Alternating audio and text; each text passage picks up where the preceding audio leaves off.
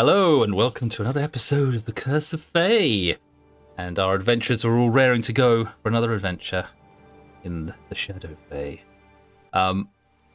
Last time we played, you all embarked on a little journey into the town of Lancashire to take a little look around a market. I can't remember if we told you the name. I think probably you were told the name by the bartender. The Many Moons Market, which is currently established in the centre of the town.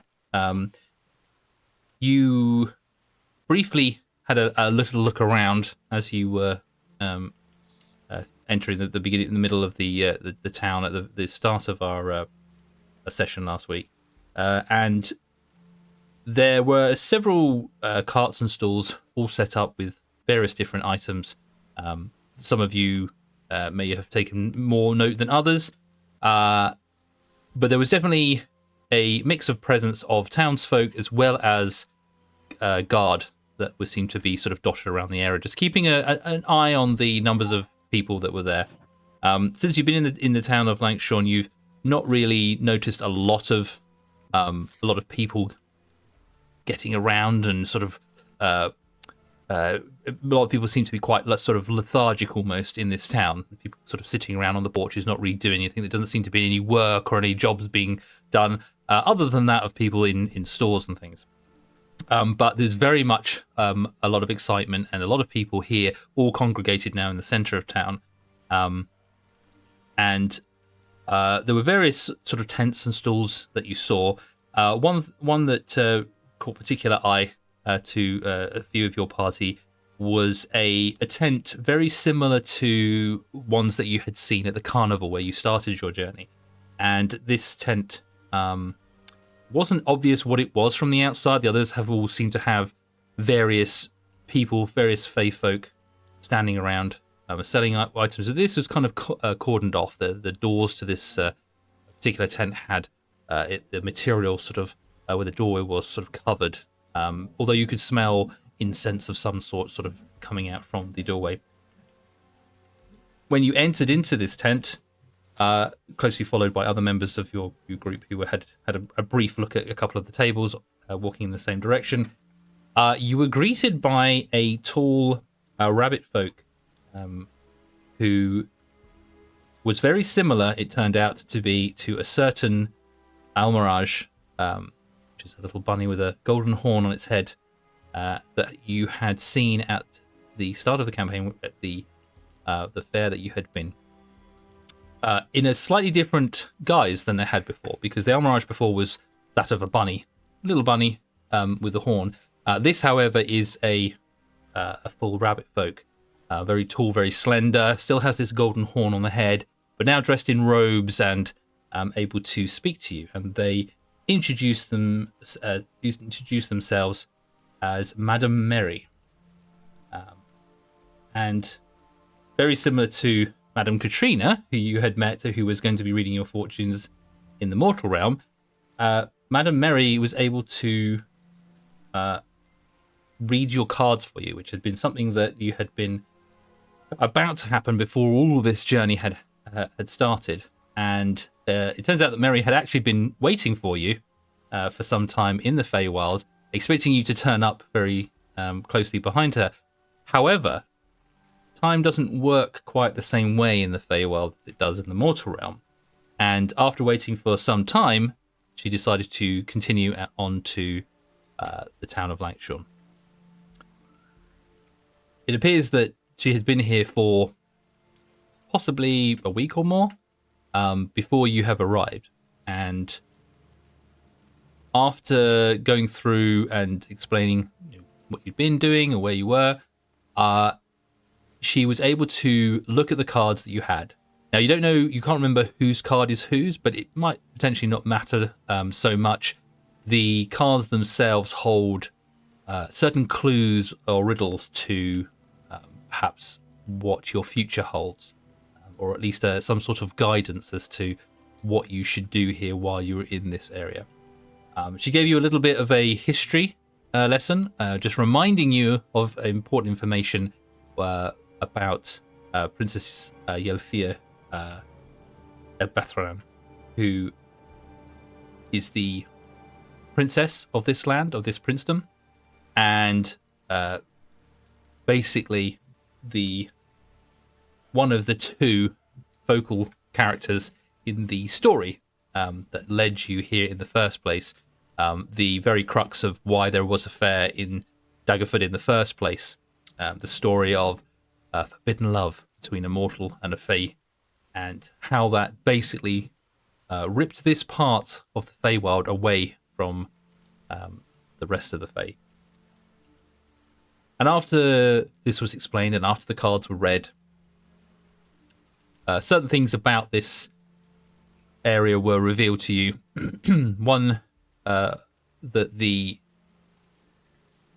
princess herself, who is tied to the land in some way, possibly by whatever has cut the rest of this part of the Feywild off from the main part, but also somehow has been tainted or corrupted by the very anguish that the princess has felt since being split from her beloved.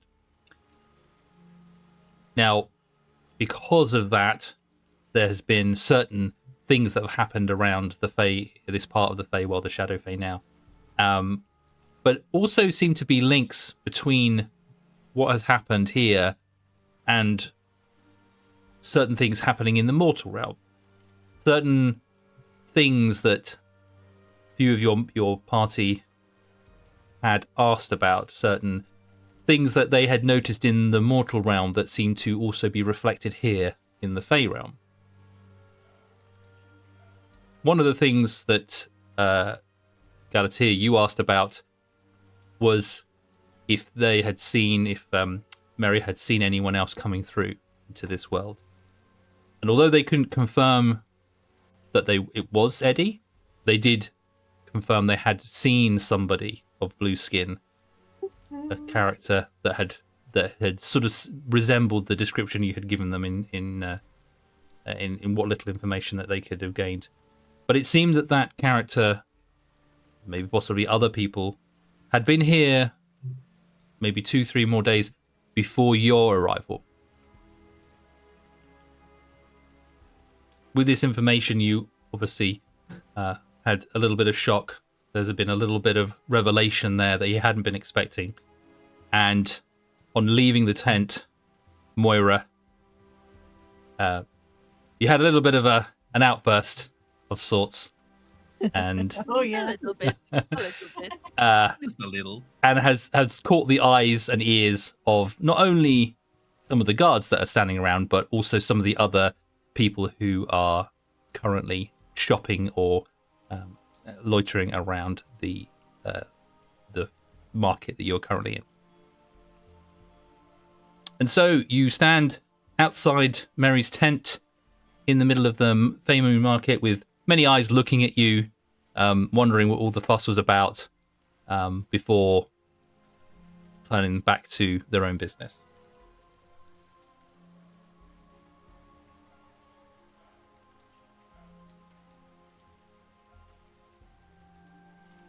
Who else was with me? I believe came out to Amros. check on you. Yeah, I believe Amros came out with you, and I think Kane, I think you also left as well. I think the only people who were left maybe in the tent towards the end there was Tisfan and Galatea, I think. And then at the very end, you both left as well. Tisvan left before Galatea, if I Right. remember correctly. Yeah. Before Galatea asked about Eddie. Okay. What was the other way Yeah. around? and then afterwards, Galatea stormed off towards the other side of the market to get more information. Oh, okay. Cool. So most of you are then outside the entrance then to this, and then Galatea has stormed out of the tent and is now heading across the market currently. Yep.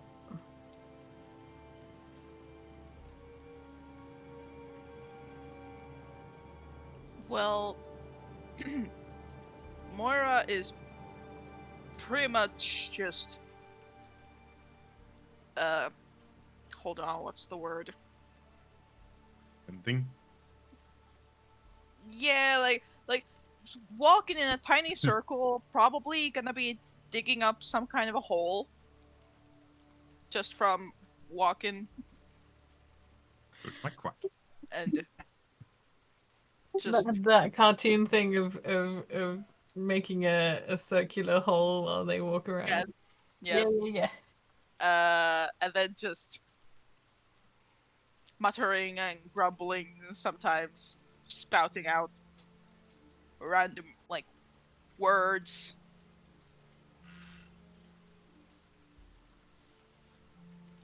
Amos is just watching her, letting her have her moment of rant, I guess.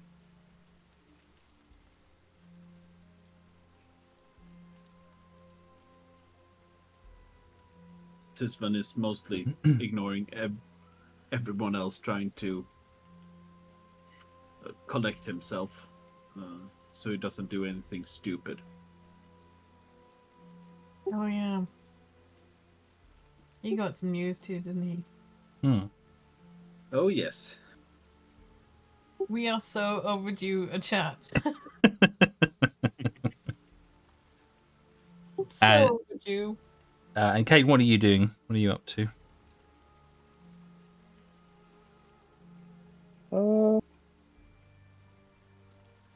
I suppose he's just sort of reveling in the revelations. Huh. Um, You're a dad now. You can do jokes like that.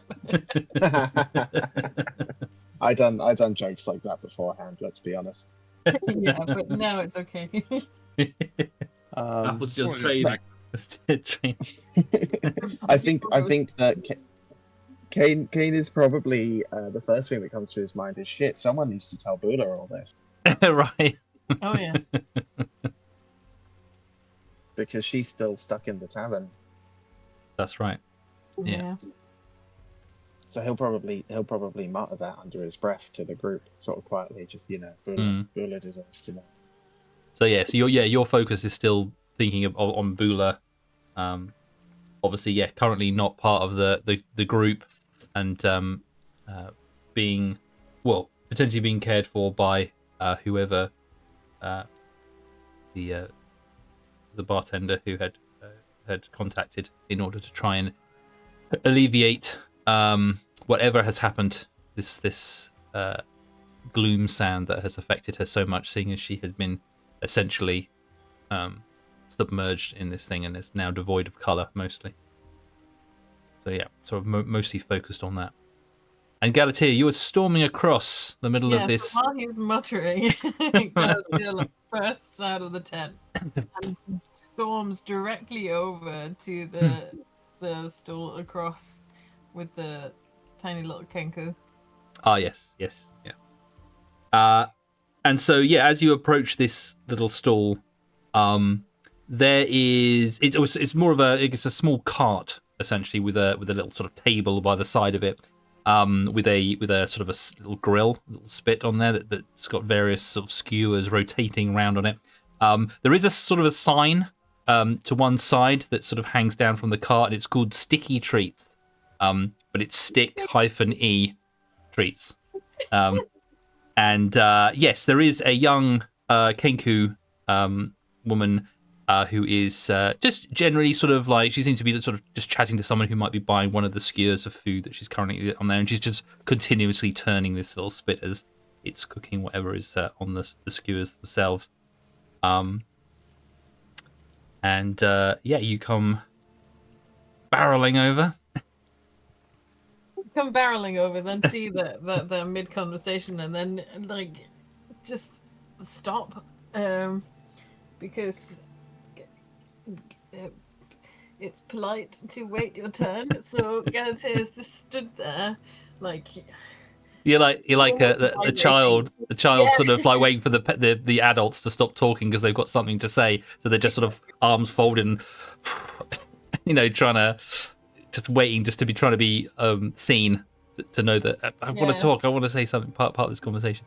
Bouncing up and down. I need to talk, but also can't.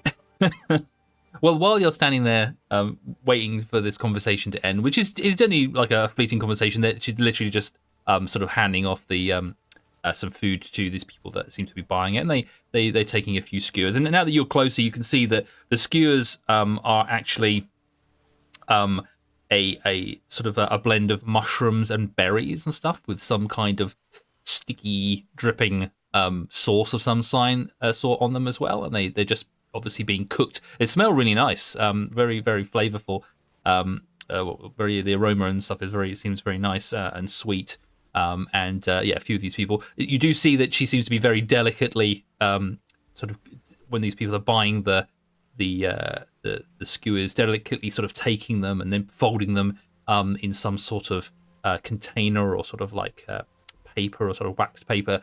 And then handing them off, being very careful not to get any of her feathers sort of in this sticky mess. Seems to be sort of something that you wouldn't assume is very easy to do as a creature that would have had fur or feathers to make without getting extremely stuck in the process. But nevertheless, that is what she is currently selling.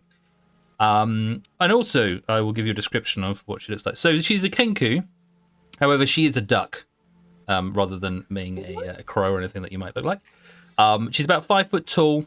She's got pale cream feathers that sort of cover her face, that sort of change into a light orangey brown color as they run down her from the top of her head back down her neck and into her body.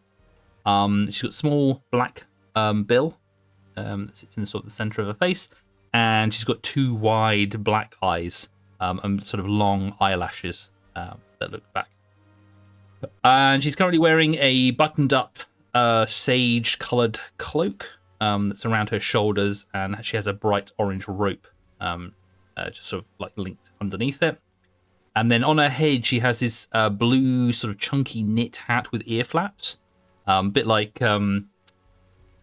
Chutney. You know, if you know what Chutney's sort of hat looks like from Critical Role, that kind of hat. But it's got orange tassels hanging past her chin. And the hat itself is actually quite baggy on her head. It's probably a couple of sizes too big for her, but it just sort of sits back, kind of slouched back on her head. And then you can just see sticking out the bottom of her robes at the bottom, she's got 2 very big sort of wide black webbed feet.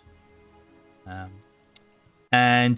cart is just a normal sort of like little cart with this banner on the side. She's got a very large backpack to one side that seems to have all matter of things all like piled on top, and then she's got a very large, oversized, about a foot and a half size sort of oversized lantern that she's currently using as a heat source for these skewers, just to keep them warm, I think.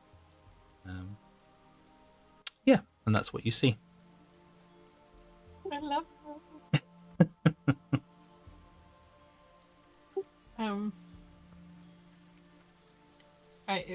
If she's still like busy serving people and stuff, as I immediately get over there, I might like run back and grab the first person I can see. Okay, yeah. So you can see there's a couple of people she's just sort of handing these skewers off to at the moment. They don't seem to be going to be very long, that she's just handing them over, but her focus is drawn to them currently as they're just buying a few of them. Yeah, I guess it's Kane who's the closest, so she'll just like grab his sleeve as she does, and go, I need you, and then just walk back off. but Brula, okay.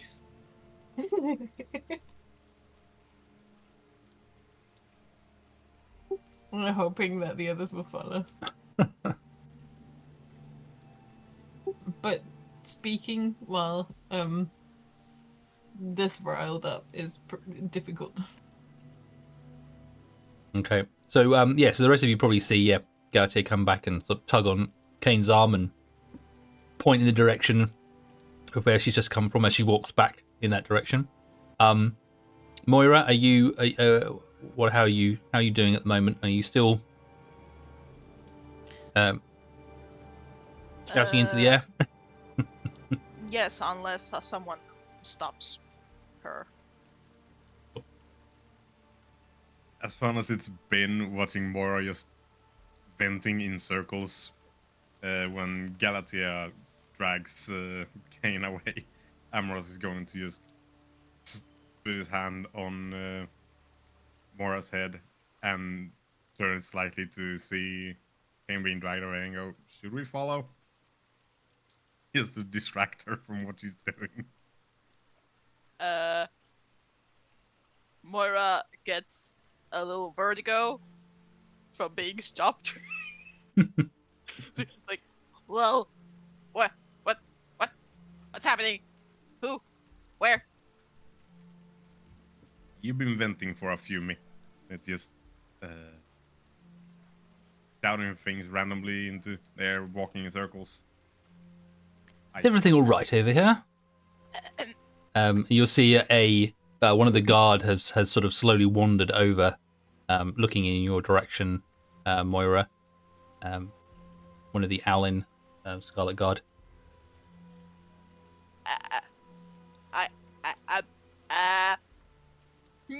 Having the attention on herself, she's just gonna frantically look around, and Everything is fine, sir. you saw My nothing. my friend just had her fortune told, and she doesn't really want to accept it. You know, paranoia. You saw nothing, and Mora runs after Kane and Galatea. The guard will just sort of ruffle his feathers a little bit.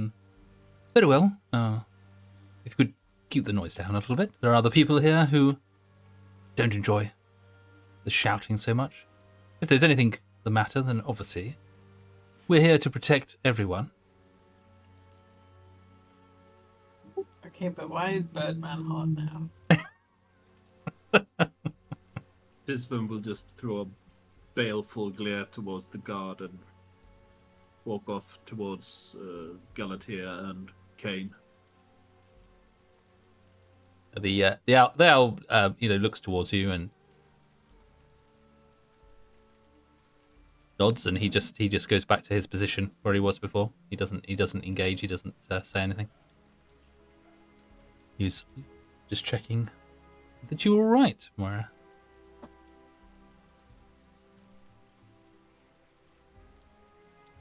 And so you all congregate back over to the Kenku.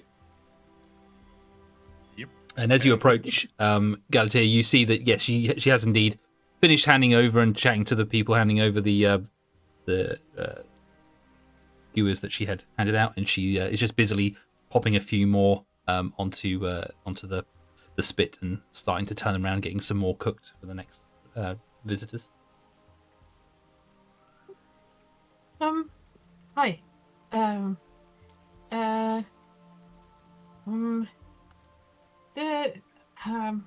This looks nice. Oh, hello, my dear. Hi. How much? Oh, how do I pay for these? And she'll point at the skewers, and she'll say, "Oh, not much, my dear.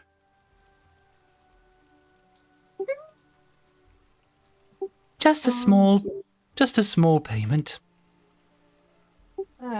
What's your preference? She looks at you and says, "Have you got anything shiny? Oh, Or something soft?"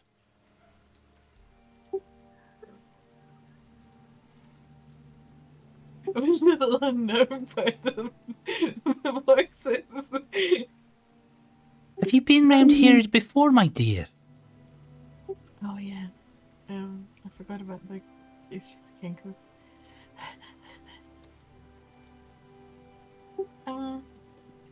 We just recently arrived.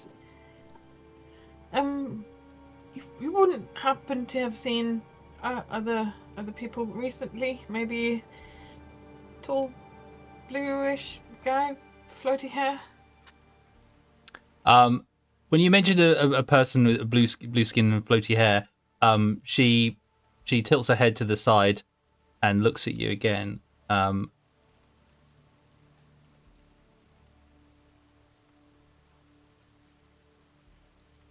And says, "What is this place? It's so different from where we're from." Yeah, that's him.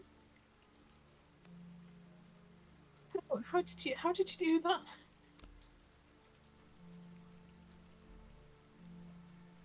We'll have to explore and see what this place is like before we make any sudden moves. Okay. And do you know I've got to find her.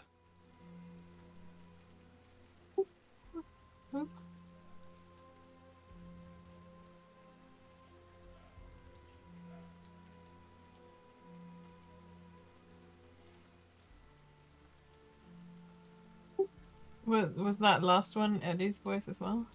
You haven't heard Eddie's voice. Oh, okay. Oh, sorry, no, the last bit was Eddie's voice. Sorry, yes. Okay.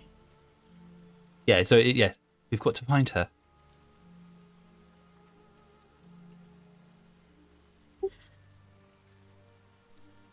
Okay. I don't know how we got here, but while we're here, I suppose we'd better find somewhere to go.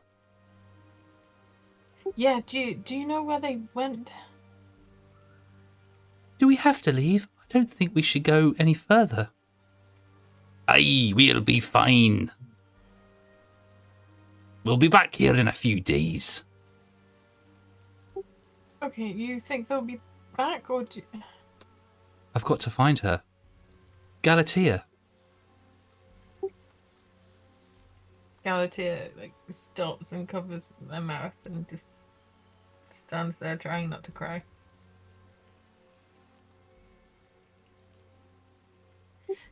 That's me. I'm Galatea. When I find out who's done this, they'll have their guts for garters. Okay, well, I didn't do it.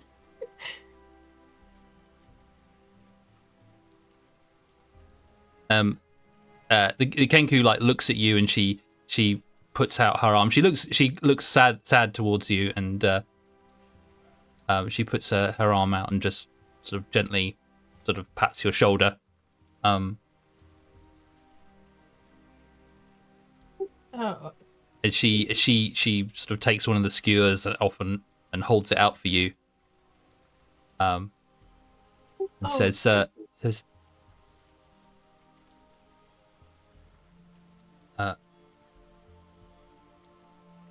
I'm trying to think of another voice now. She says, I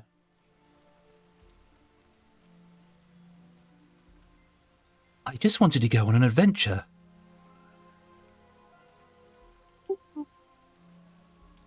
yeah. Come and see the circus. It's amazing, they said.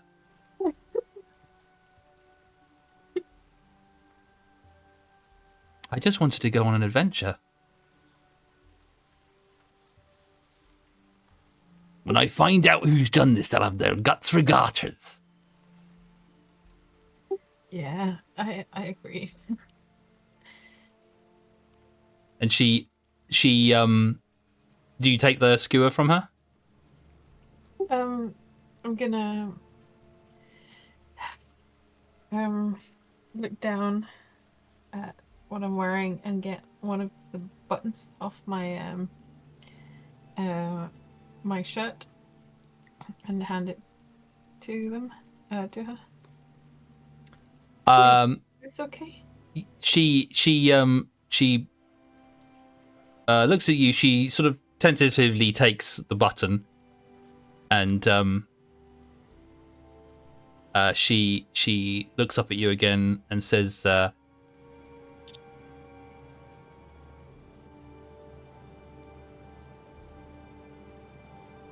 We're not from round here.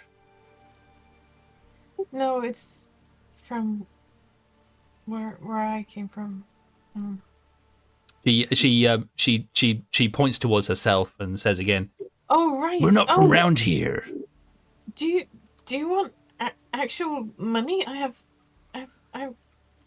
some. She puts the. Do you take the skewer or do you? Oh yeah, I guess you've paid for it.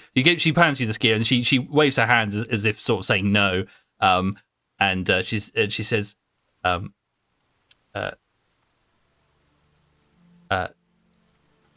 they don't seem to take money here. No, they don't, do they? I think you'll go quite far with the button. Take it, please. Suki, we have to ingratiate ourselves with the local people. See if you can find some sort of trade while we're here.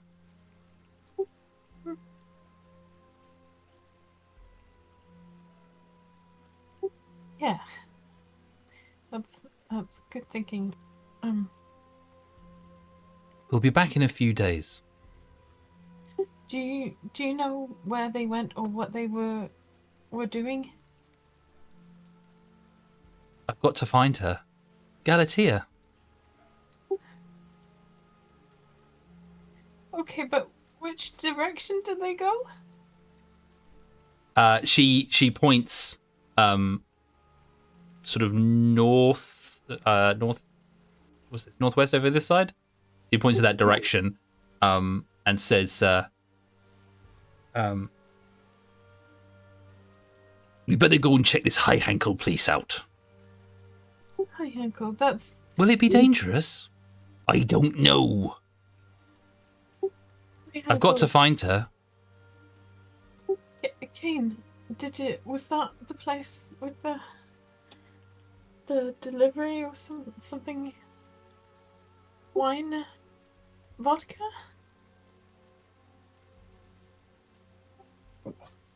Why would I be interested in vodka?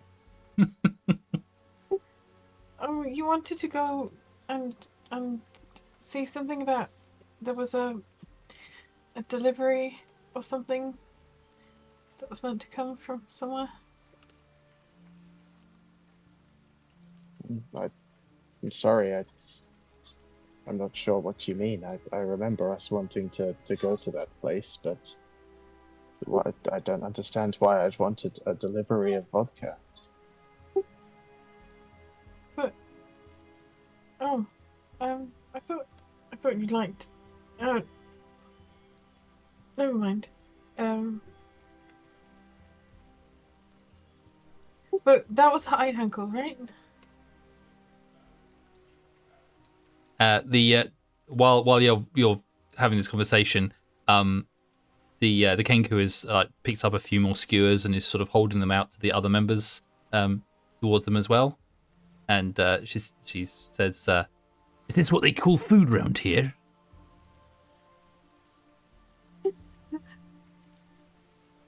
I suppose it'll have to do. We should be grateful for anything they can provide. Amaros is actually going to offer up something he still had left. God knows what kind of condition it is at this point.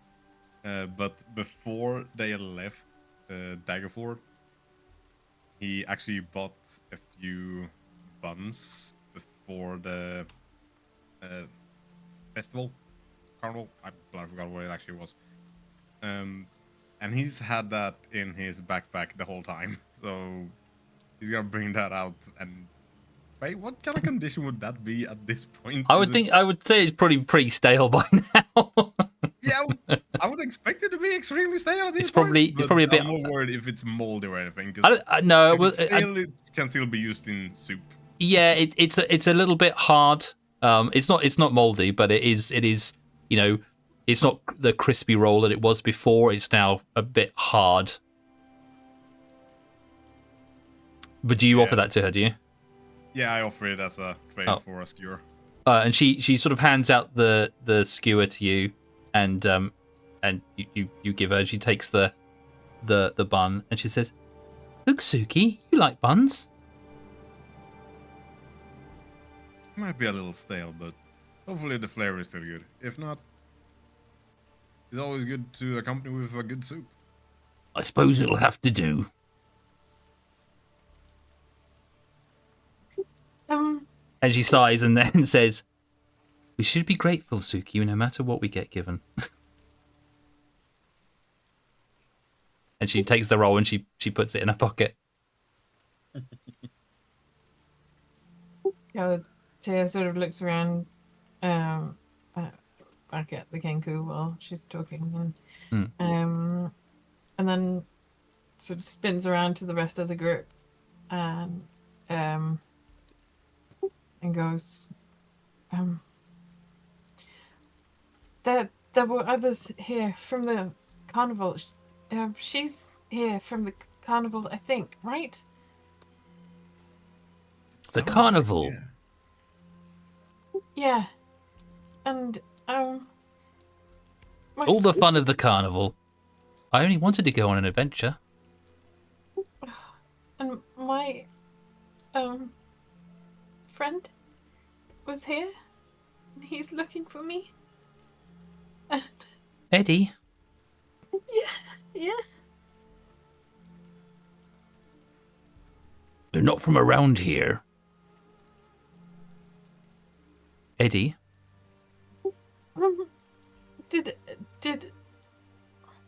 Did anyone of you, have anyone at the fair?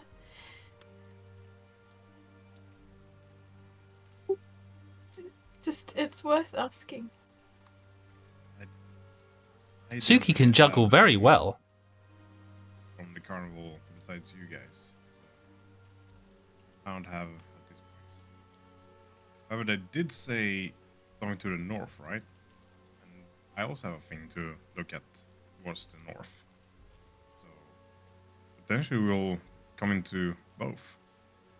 Okay. Tisvan will raise his head towards the Kenku and ask, was there anyone called Ideneth with them? Wait, what do you mean?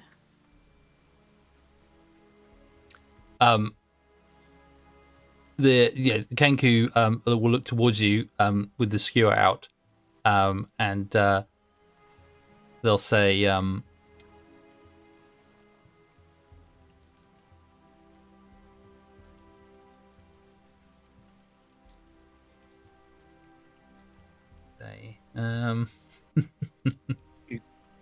Decisions.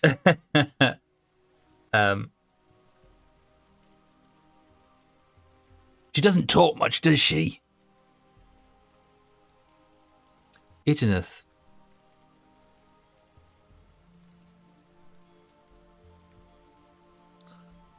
No. No, she doesn't.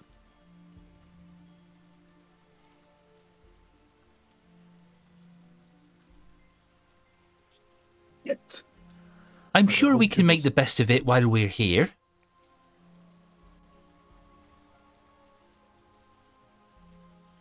I don't understand how time works. Time is rather convoluted in this place. Galatea looks between Tisvan and the Kenku. Is she? She's your Ideneth from the bookshop. At least you're here, Right. Ideneth. Huh. She doesn't talk much. She doesn't, does she? I want to go home to see my mum and dad. It'll just be a couple of days. Tisvan, I've got to find her. It'll only be a couple of days. I want to go home to see my mum and dad. okay, but it's been a couple of days and they're not here, so I mean, they must have You see, as she's saying these things, the Kenku, you can see she's looking at you, and you just sort of see a little tear, like, just well up in her eye, and she sort of shakes her head when you say it's only been a couple of days. It's only been a couple of days. How long has it been since they left? I've got to find her. Days, weeks, months. She looks sort of at her hands, and she's sort of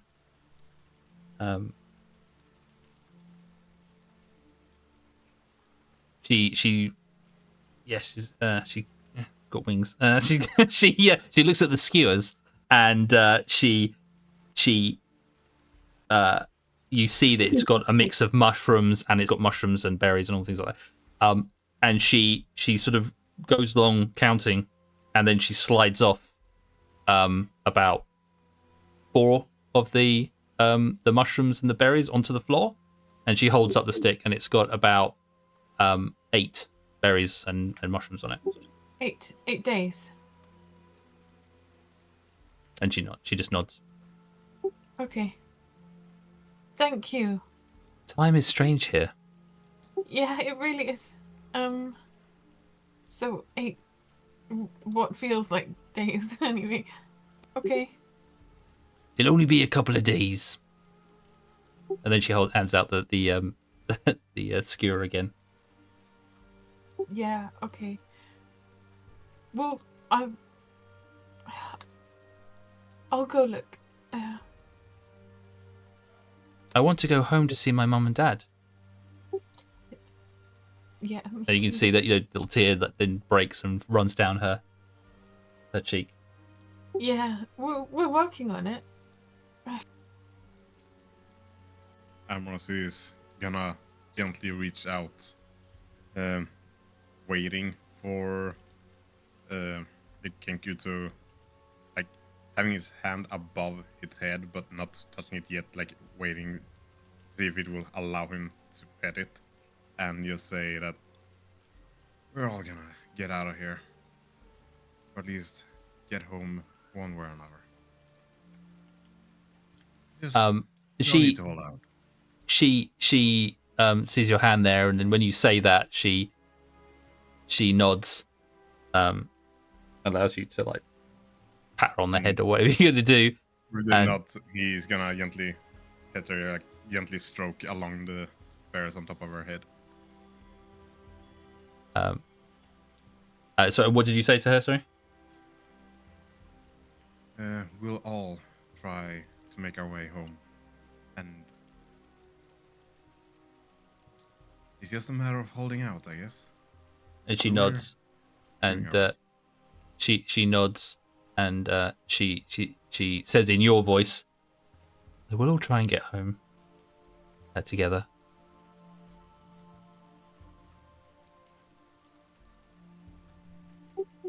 A bit caught off by hearing his own mimic voice. Amos is gonna first take a step back and just out of the fact that he was cut off by it, but try to rectify it the best he can by just offering a gentle smile.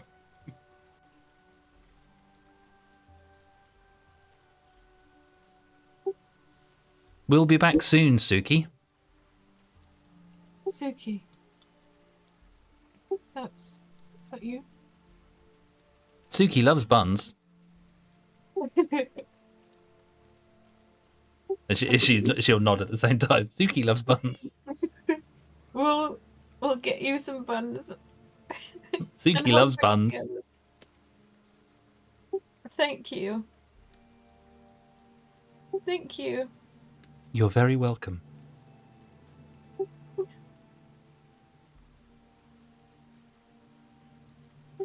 Galata just stands and cries now. Yeah. Right, we better be off. Yeah. Suki, you stay here. You'll only get under my feet. I've got to find her. Will only be 2 days. Thank you. Galatea walks off. This one will follow Galatea. Bye bye, come again.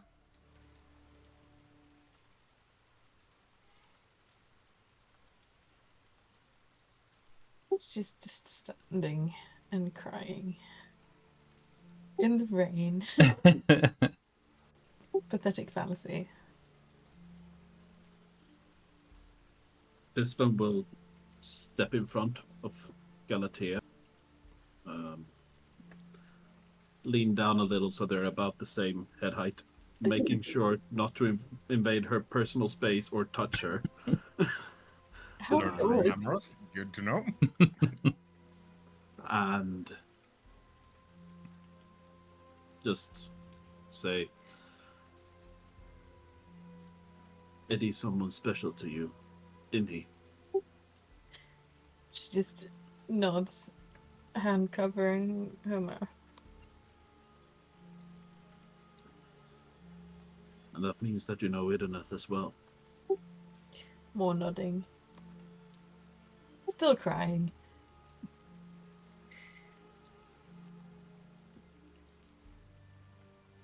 I hope that they wouldn't have been pulled in here with us, but I guess we're not that lucky. We gotta find them. Yeah. Thank you.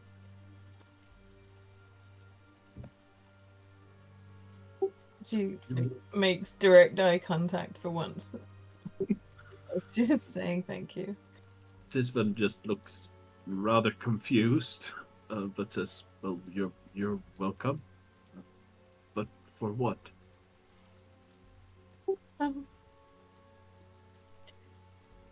I need help convincing the others. I need to go. He's looking for me, so anything that happens to him is... It's not your fault. She'll just cry.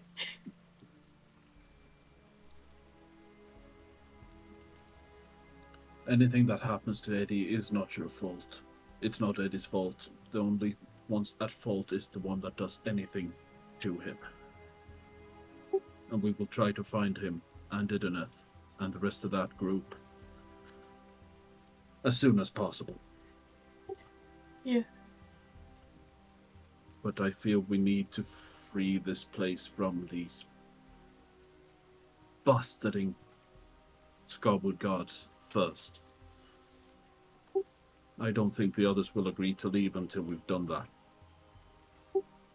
Yeah. You, do you know them?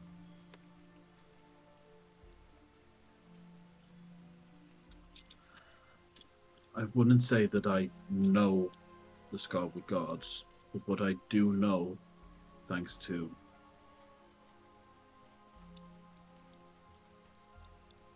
our friend,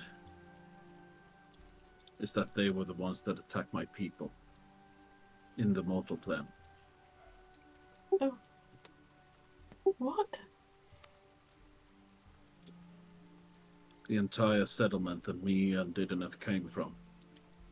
Everyone slaughtered. Every single one. Except me. I'm sorry.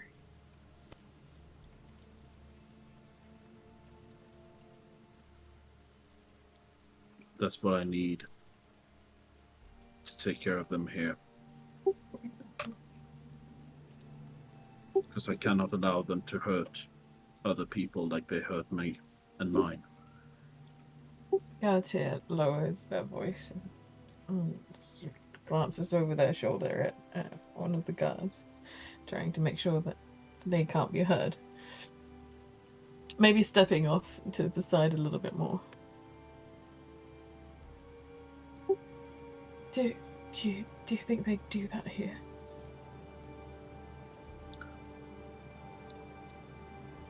Since, from what I know, my people did nothing to them, and they slaughtered every single one there, I cannot in good conscience believe that they wouldn't do something like that to anyone else. No.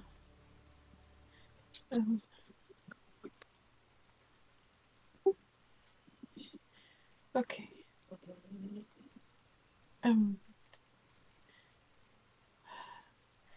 We need to work out what to do and when, because it's been 8 days, or 8 whatever counts for days. Yeah. Yeah. I think we should gather the rest of the group and go to Yoran's house. He seemed to be of the opinion that the Skyward Guard needed to leave as well. Yeah. Yes. Market, should we should take advantage while it's here.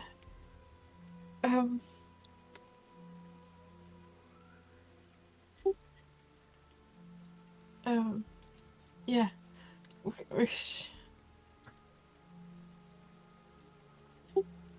They're struggling to keep it together. Come on, let's take another look around, then gather the rest up. Yeah, okay. While you two are having this conversation, what are the rest of you doing? I was about to say, while they have been conversing, Amorous has slowly moved over to the last stand, where I think you said there were a lot of people. Yeah.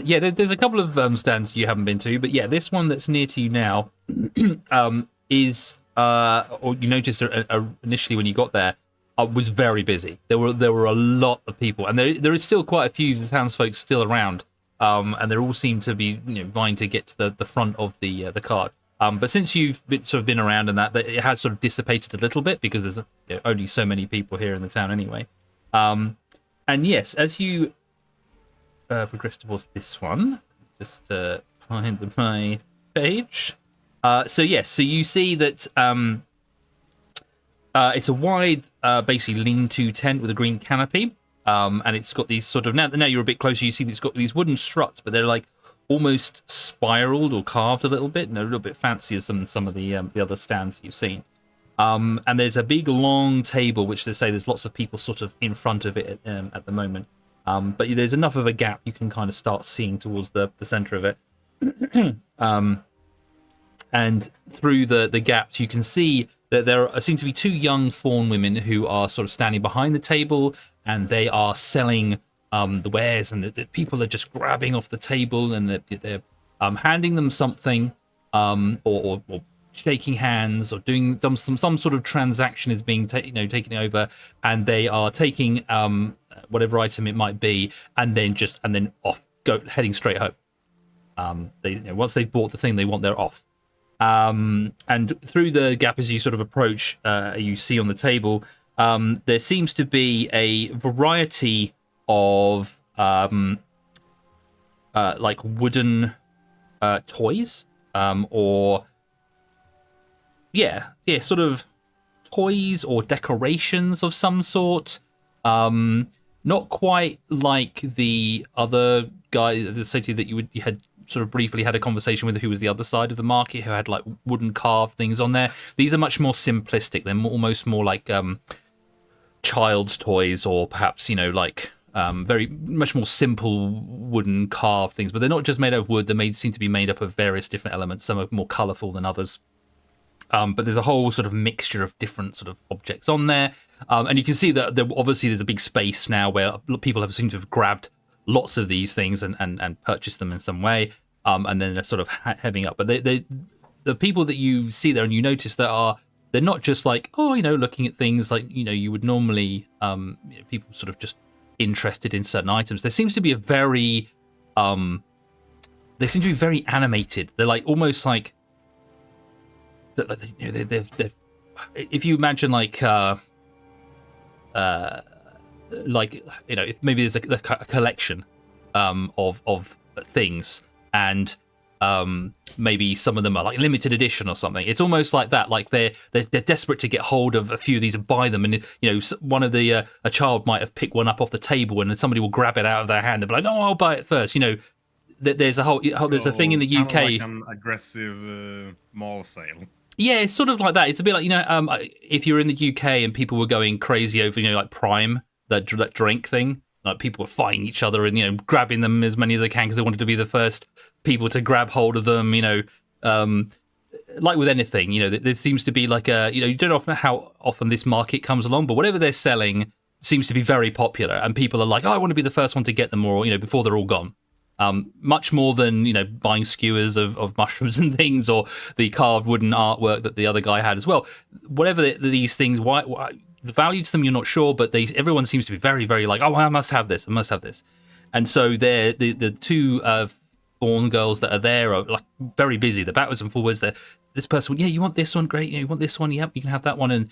And there seems to be something passing hands from some people. They seem to be giving them something in payment for this, and other people seem to be either making a deal or shaking of hands. But there's various things going on, but it's just constant. Like they are very, very busy.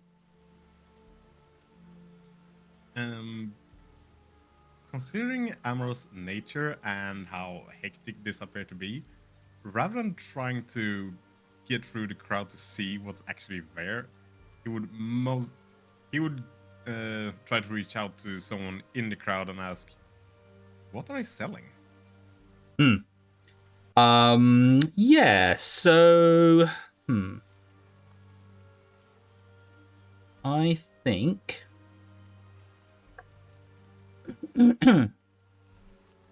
Okay, so yeah, you somebody who maybe have just purchased something and they're slowly like coming away from the stall, because there's a lot of people who are kind of buying things. They seem to be focused on that, buying items.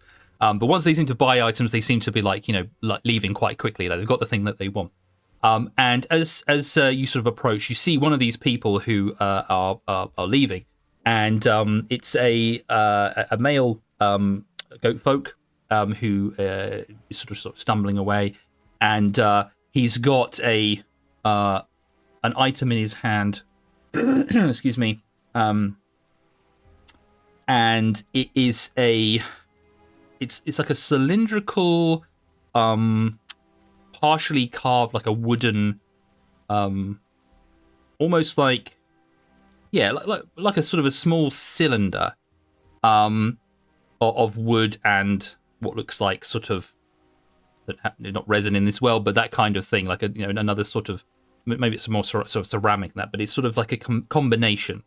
And as they're sort of leaving, they're like sort of holding this thing in both hands, and they're like looking at it, and they're like look very happy, and they're sort of wandering off. And they almost, when you sort of ask them a question, almost don't want to stop because they're kind of focused on this and heading home.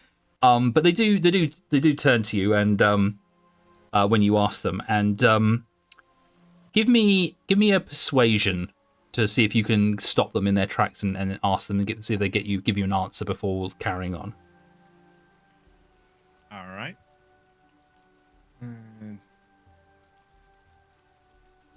Nice taste. Oh, nat 20. Nat Nice. 20. Yeah. It's dangerous when the nat 20 comes early. Just saying.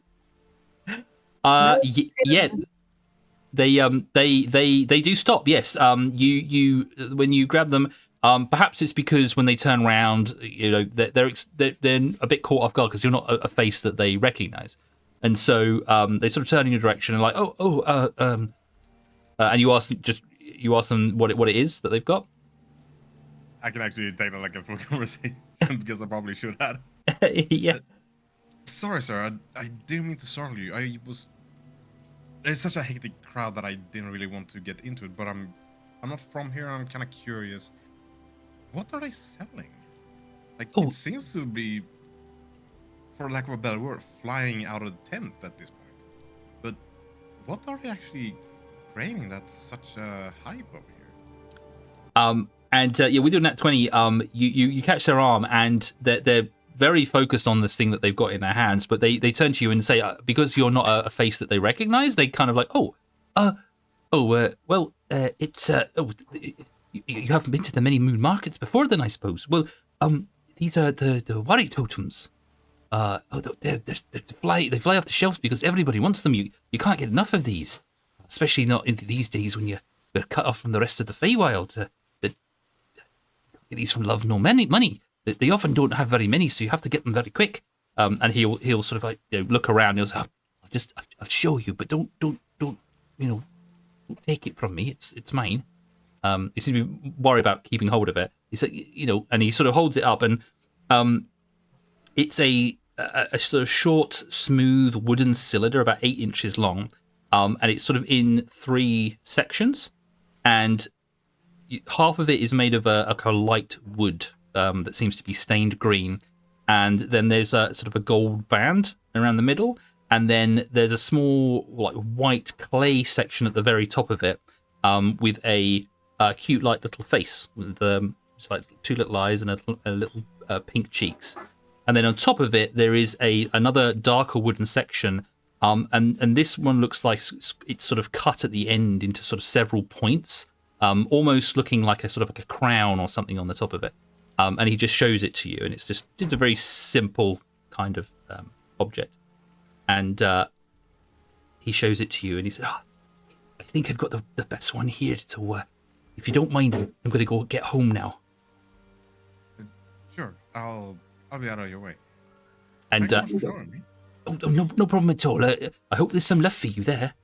And he sort of cradles this thing in his arms, and he walks off quite quickly towards wherever he lives. Amros is gonna turn back to look at the crowd and in his head kind of debate on, should I try to get a proper look at these things, or is it too much of a chore? And while that was happening, and while the other guys were having a conversation, Moira and Kane, what were you up to? Moira is now very much self-aware and self-conscious, so she's just kind of hiding in her cloak. Like, Okay. just kind of pretending she's not there. Okay. I think Kane is half trying to organize his own thoughts about the implications that this has, and half keeping an eye on poor Moira, making sure she doesn't have some kind of nervous breakdown while she's left alone. We clerics have to stick together. So you're just sort of like looking after and consoling her during this difficult time. He is digesting the implications of all of this. Like, it's not just the fact that, oh my god, I'm not dreaming. I'm not going to get to just wake up from this like I kind of hoped for the last 2 days. And there's some crazy time shenanigans going on here where we don't know when and where people came into the realm that we're in. Like, just because we entered in that sort of thicket doesn't mean that other people weren't flung hundreds of miles away. It's a little scary.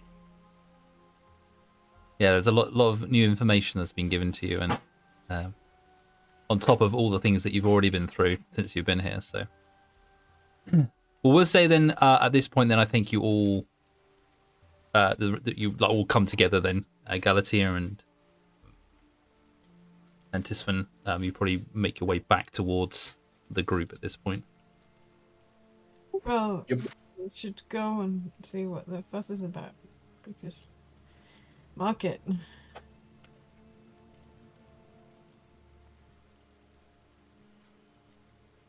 We've just agreed to take advantage of the market while it's here, so go join Amorous. Seeing Galatea, Amros is just gonna ask, okay? It looked like you needed a minute. Yeah, I need more than a minute, but market's here and this looks important. Do you know what it is? Well, I'd like to answer that question. I'm not entirely I managed to have someone show what it was. looked to be some kind of carved cylinder. I'm not entirely sure what it actually was. Did you? So I'm still kind of curious, but I don't like this big of a crowd that is aggressively trying to get through, so to say. Yeah, but what if it's useful? What? That is kind of what I'm debating on. Okay. Galatea takes a deep breath and just like dives in. You push yourself way to the front of the stall. Yeah, just like try to get in there. Cool. Yeah, it's not as busy it was like right at the very beginning. Like it has sort of dissipated a little bit now that people have started buying, and you can see as you sort of like push in between people there is there's enough of a gap. You don't have to be like too much elbows in there to try and get a bit nearer, because the spaces have gone since people have been buying things. And yeah, as you sort of look across, you see this table, and there seems to be a wider range of various different wooden and sort of. My idea of these things were like, you know how the resin casting, you know how they do like you've seen tabletops where they're kind of wood, and then they've got that kind of, they've poured resin to make up the tabletops, you know, with different designs. Yeah, so it's not resin because that doesn't exist yet, but it's that sort of thing. It's kind of like these very artistically done cylinders that are sort of like a mix of wood and other elements in them as well. Very, very, you know, very simple in their actual look. They don't have any sort of a lot of moving parts. And then there's that sort of takes up the majority of the table, but then there are other like wooden toys as such, sort of to the side as well. Do you want to give me if you want to have a look at the table properly, if you want to give me a perception check just to sort of see what you can see there, what's left on the table? Yeah.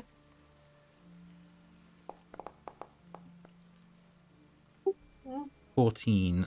So you see there's a small selection of these sort of little cylinders. I don't know if you remembered or if you heard me, Druid, but or whether you would have passed this information when Galatea asked you, but the goat folk that you spoke to called them worry totems. Worry totems. Yeah. So there's a few of these sort of there, and then to the sides you see there's a few other items as well. There is some sort of like it looks like some sort of game. There's like a small little mallet and a few like 4 balls, sort of in a selection. And there's also another something that's a bit more intricate than the other things they've got on there.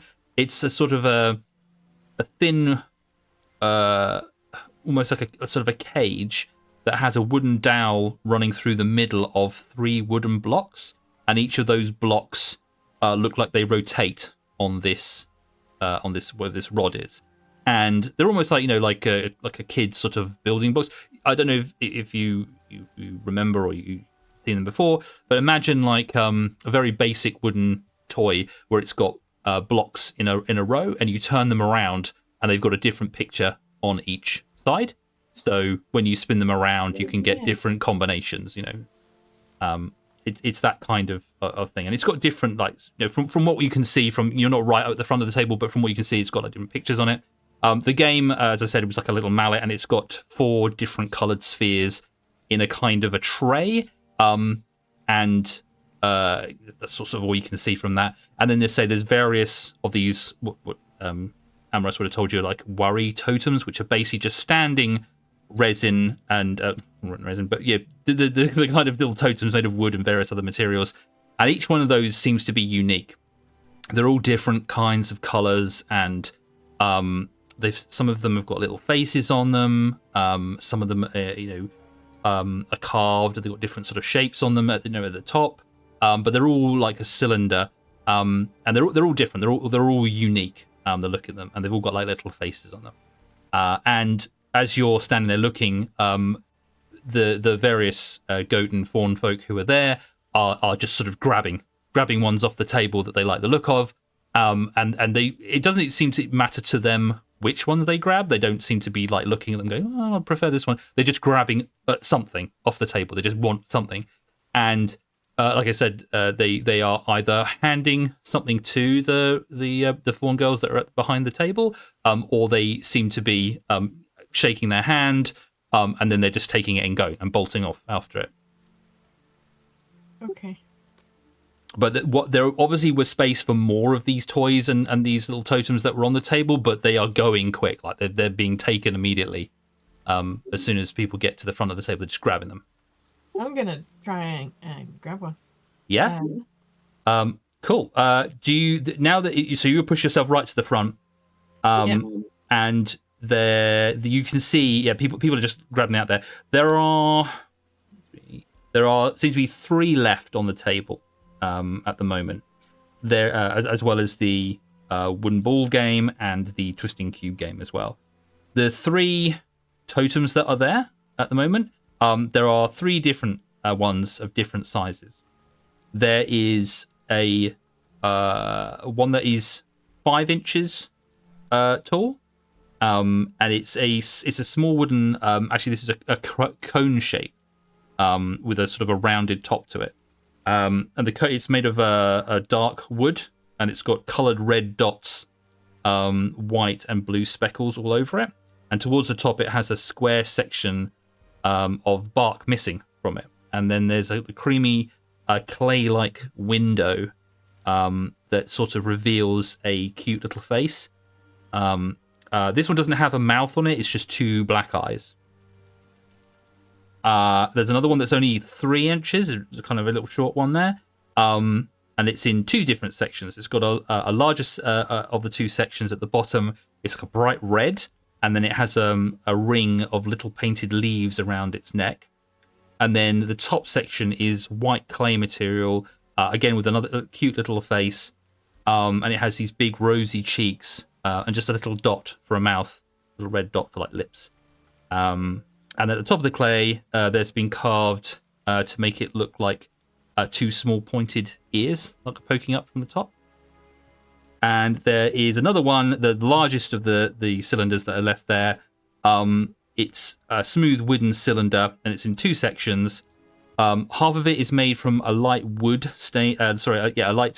a light wood that's been stained blue, and it's got these sort of unique swirls. In the grain pattern in it. The other half is a white clay like section, and it's got a cute little face. Almost looks like it's winking, and its tongue is poking out. And the top of it is carved into small rounded shapes, sort of almost reminiscent of a cloud. I'm gonna grab the blue one. You're gonna grab the blue one, okay. As you go to grab that one, another goat folk grabs it at the same time. You have the top, you have the bottom, and there's going to be a little bit of a struggle in it. So you can either give me a strength check to see if you can wrest it from this guy, or you can try a persuasion check if you'd like, or you can try an intimidation. How much do you want this? Or you can let him have it. I want it. You want it? Okay.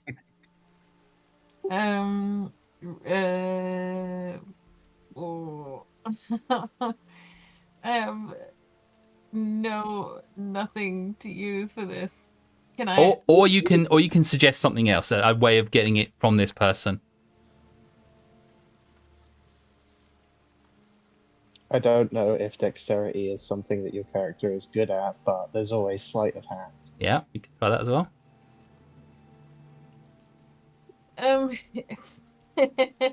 Galatea is not good at things in general.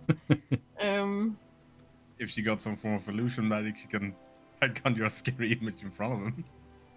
And the goat folk who has the other end of it is this female goat folk who she has the bottom end of it, and she's pulling as hard as she can, and she looks at you and sort of grimaces a bit, and she's saying, "You're an outsider. You don't need this. I need it."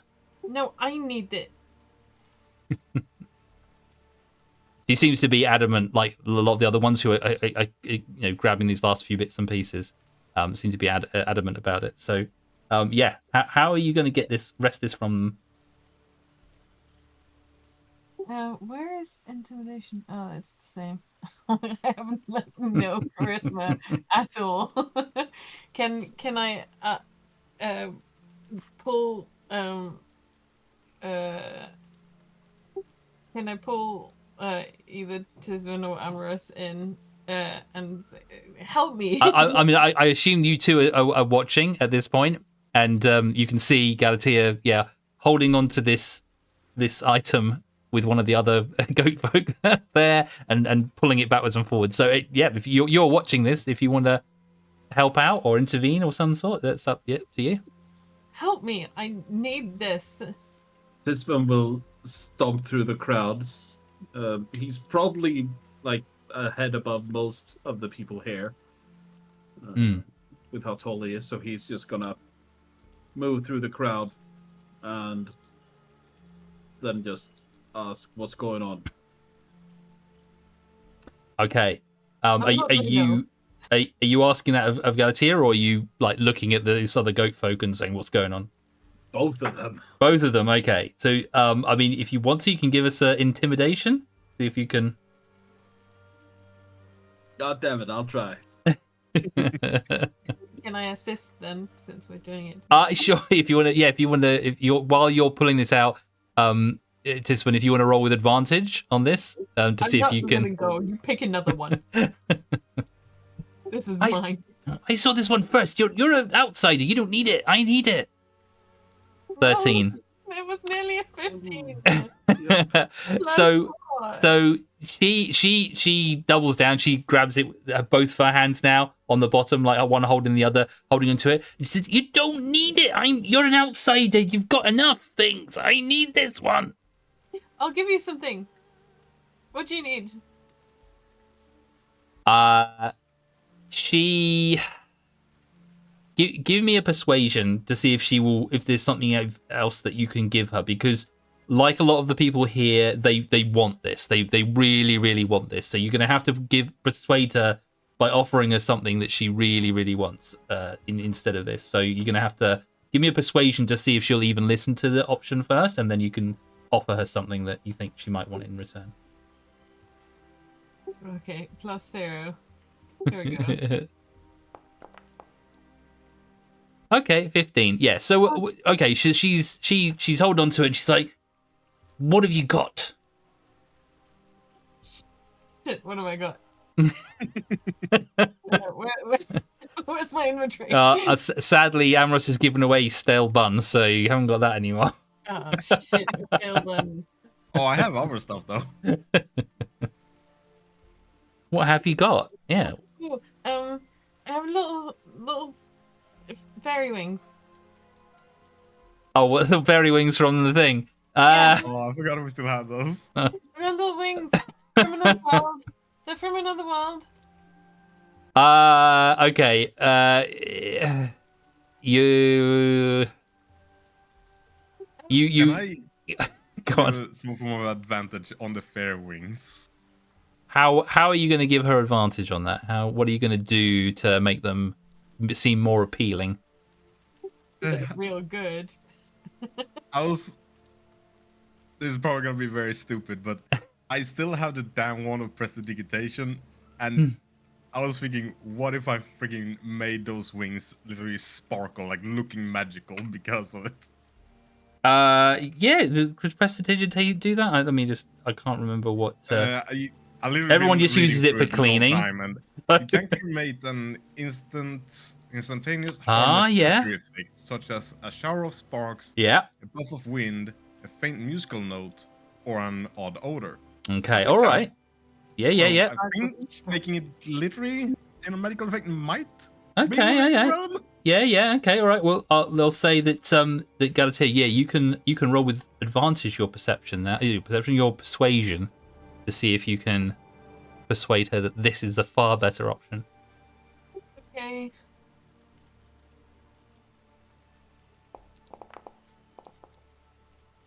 No. Oh dear. Yeah. So you hold out these wings, these plastic wings, and they do glitter. You know, Amorous, you put this bit of glitter on them as well. And as you sort of offer them, you see the the goat folk look at them and sneer and say, "What would I do with wings? There's enough winged creatures around here in the Feywild already. They're of no use to me. I need something better. This gives me an experience that I don't have anywhere else." And she continues to try and pull it from you. I think at this point she will need to make a contested strength check to see if you can hold on to it, because she is still pulling on it. So I'm going to roll my dice, and we'll see. If you just do a straight, you can do a strength athletics, or strength athletics. It doesn't matter anyway. She only got a 9. Hey, there you go. All right. Hey. So you are holding steadfast. You haven't pulled it out of her hands. You're both holding onto it equally.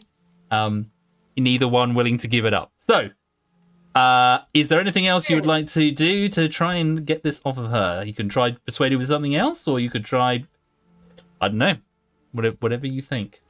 But as you were doing this, the proprietors of the stall are seeing this going on, and one of the fawn girls comes over, which she's standing behind the desk anyway, and she sort of gathers a few of the other items that are left on there, and she looks across at the two of you currently fighting over this one, and she says, the voice,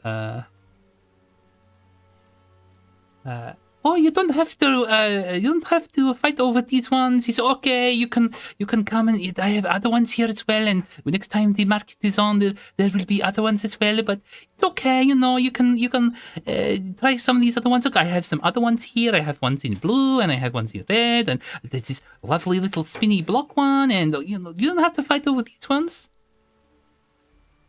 Yeah, you pick one of those. I need this one. And Galatea is just like basically crying again. Okay.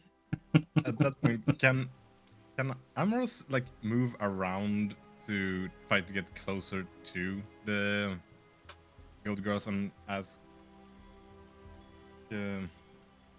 what do these things actually do? Like, obviously there are some good crafts, but I never seen a crowd fight over stuff this badly. Sorry, who are you asking? The fawn that was speaking? Yes. Okay. So she. So while you're having this fighting over there, you're asking her about, you know, why do people want them? Okay. So she's sort of like focused on the two people fighting over her items that she's made, hoping they're not breaking it. But she looks across at you and she says, "Oh, you know, they are just ornaments. These are wari totems, and they are very cool.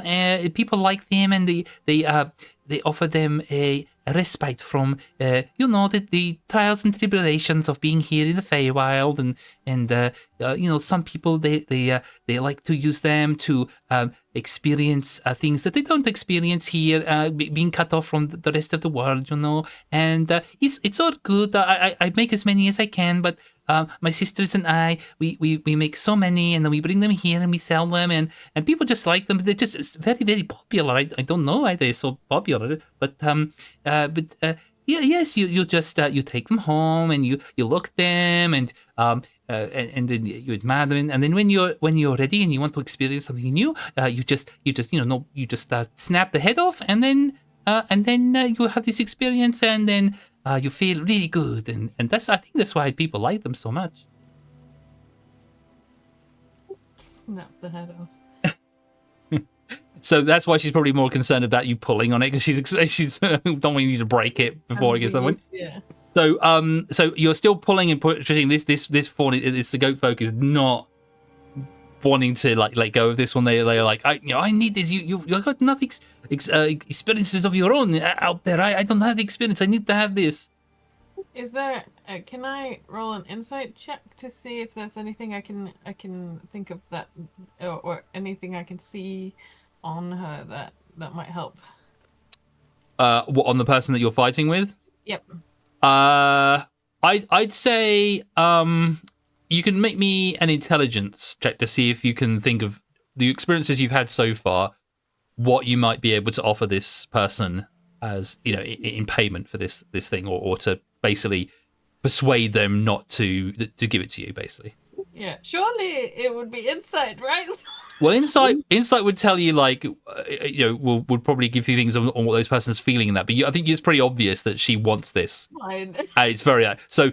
I'm just asking you to intelligence to see if you can remember, or based on your experience, something that might help you here, based on things that you've done, you know, already. Yeah. I have an idea otherwise, but Okay. I'm still gonna try. Okay. Ability check. Yes. So intelligence, history, I guess. Oh, history. Yeah. History is +3. Should I roll? So that was a +3. So that's 10, isn't it? Yeah. Okay. So you know that people here in the Feywild, they barter for stuff. You basically give them something. You know that this person, what from what you gathered from the information that you just got from Amros asking the fawn seller about what these things are, it's something to do with an experience, and you know from what you've had recently with buying and selling at the pub, that a lot of the people here don't have new experiences, and because they're now trapped in this sort of area of the Feywild, so they like to have things that they can't get hold of, or they like to experience things or have things that they don't normally have in this world. So when you've been asked to trade things before, they've asked you for things like color of your hair, the color of your eyes, a piece of your clothing, something that they haven't got here, because for that moment in time, it will give them something to either hope for or look forward to, because it's something new. And you would probably sort of think on that, and you know, there's so many people who are just sitting around here. There's just nothing new for them to do, and you know, it's very boring. So anything like people coming to sell things, and you know, it just breaks up the monotony of their current life. So when they're talking about like trading or persuading something, if you can offer them something, and especially because they said this gives them a new experience, offering them something that give them something new that they haven't got already. The wings that you offer them, obviously they see things with wings all the time, and these are not even real wings, so that wasn't very interest to her. But if you can offer her something in trade, and I think some of the things that they've mentioned before, let me just have a quick look on here. What we've said, so you could trade for favors, you can trade experiences or memories or colors or names or anything like that. You know, people that are interested in.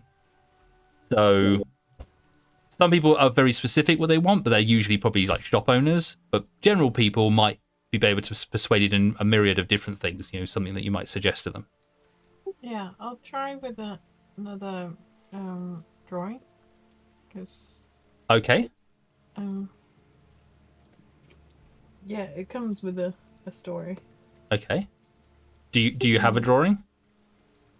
I have well, I don't have them noted down in my backpack.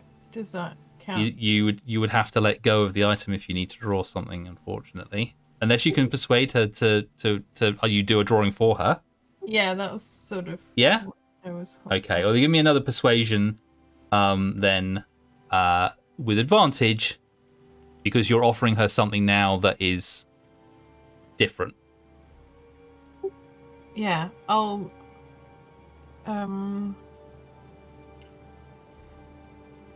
I did a drawing for someone in the tavern. There's a story to it. I can do one for you. Please. She's not letting go of the item, but she's listening. She's open to it. So give me a persuasion now with advantage. Yeah, I was just saying things. Oh, there we go. There we Natural go. 20. There we go.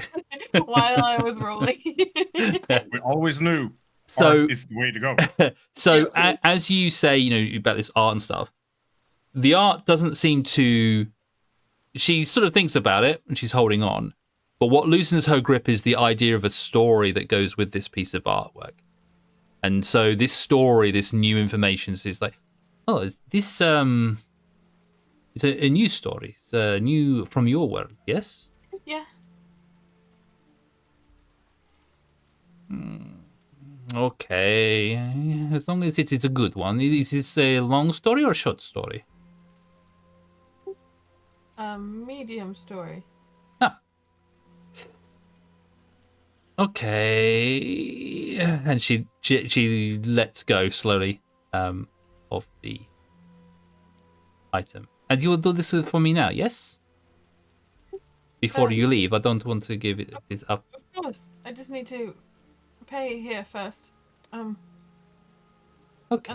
And then I can do it. Okay. I'll let you. I will agree to this. That's fine. I will see the market next time. But yes. Okay. And so she lets go of the item, and you see the fawn seller behind the table look relieved that things have been sorted out, and she just turns to you and says, "Oh, I'm so glad that you sorted things out. That's very good.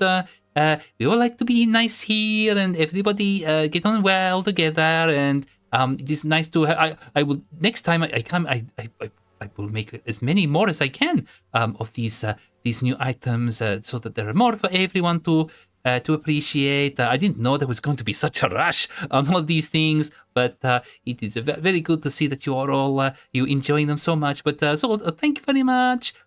Can I interest any of your friends here in anything else? We only have a few items left." And she looks towards you, Amorous and Tisfan.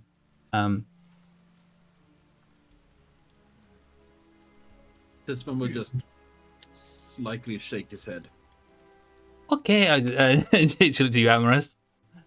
If I can, perhaps I can do you a special deal, maybe just on the last few items we have. And you can see that the last two of the totems have gone. Her sister has just sold them, but they have the wooden ball toy and the one with the blocks left as well. And she sort of slides them over towards you so that nobody else can take them. So you don't get into a similar issue of people fighting over them. And she pushes them in front of you, Amorous, and she says, "Oh, these are the last two we have.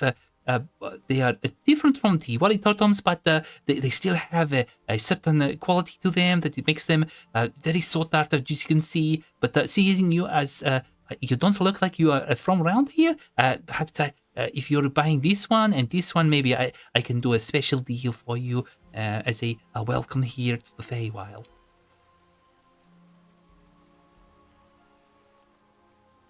I'm actually gonna pass, but it has been very lovely to experience this in a way. But I think I need to sit down for a bit, and Amro's just gently gonna try to walk off to the side, because realizing he's in the middle of what has been a freaking sales war is something he was not really comfortable with actually being part of. Sure. So as you say that, she says, "Oh, no worries, goodbye. I hope to see you again." And then she turn her attention back to you, Galatea, and say, "So, is there anything else? Would you like either of these other items before we close up for the day?" Oh, maybe one of the others. I don't know how much I can afford, but "Oh, don't worry about that. We can do some deal and some trade on these. It is just part and parcel of here in the Feywild. But I'm sure you, especially someone like you who has come from a different land, you'll have something easily tradable. We're always looking for new items here. It's very, very easy to do. So, yeah. So I'm sure you can do. Here you go. And she pushes the two other items towards you. Yeah. While she's talking, Galatea's just like waving to Kane and Moira to come over because they're. Yeah. So yeah, while this is going on, we'll jump back to you. That's a good point. We haven't checked into with you guys for a while, so. And I'll try and work out what the heck to pay for this. Yeah, I mean, if there's like, we've probably been looking at the commotion from a distance, Yes. Yeah. and if we're being called over, and it looks like there's been a scuffle, then I think Kane will sort of warily start to push his way through the crowd to see what's going on. Yeah. The crowd that was around the table has kind of dispersed now because the last few of these warrior totems have gone. The last two items on the table are being sort of exclusively offered to Galatea currently. So the others looking around the table see it's empty and they're sort of all dispersing now anyway. So really the only people standing at the table is Galatea, Tisfin and Amarosa sort of standing back from the table now. And there might be one other, well, there's the woman who's waiting for the drawing. And then there's maybe one or two other people just sort of not at the table, but just sort of loitering around just in case Galatea decides that she doesn't want either of these last two items. And then they're like sort of ready to pounce in case they do.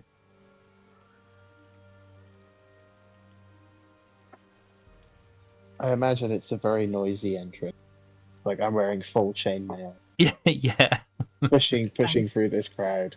He's kind of using his quarterstaff like a crook, like a shepherd would. Kind of gently guide people out of his path so they don't get hurt by the walking 2-ton suit of armor. Right. So you come like shunk through this crowd. Gently herding the goat people out of the way. That feels ever so slightly insensitive. Herding the goat people, but it's not deliberate. Come by.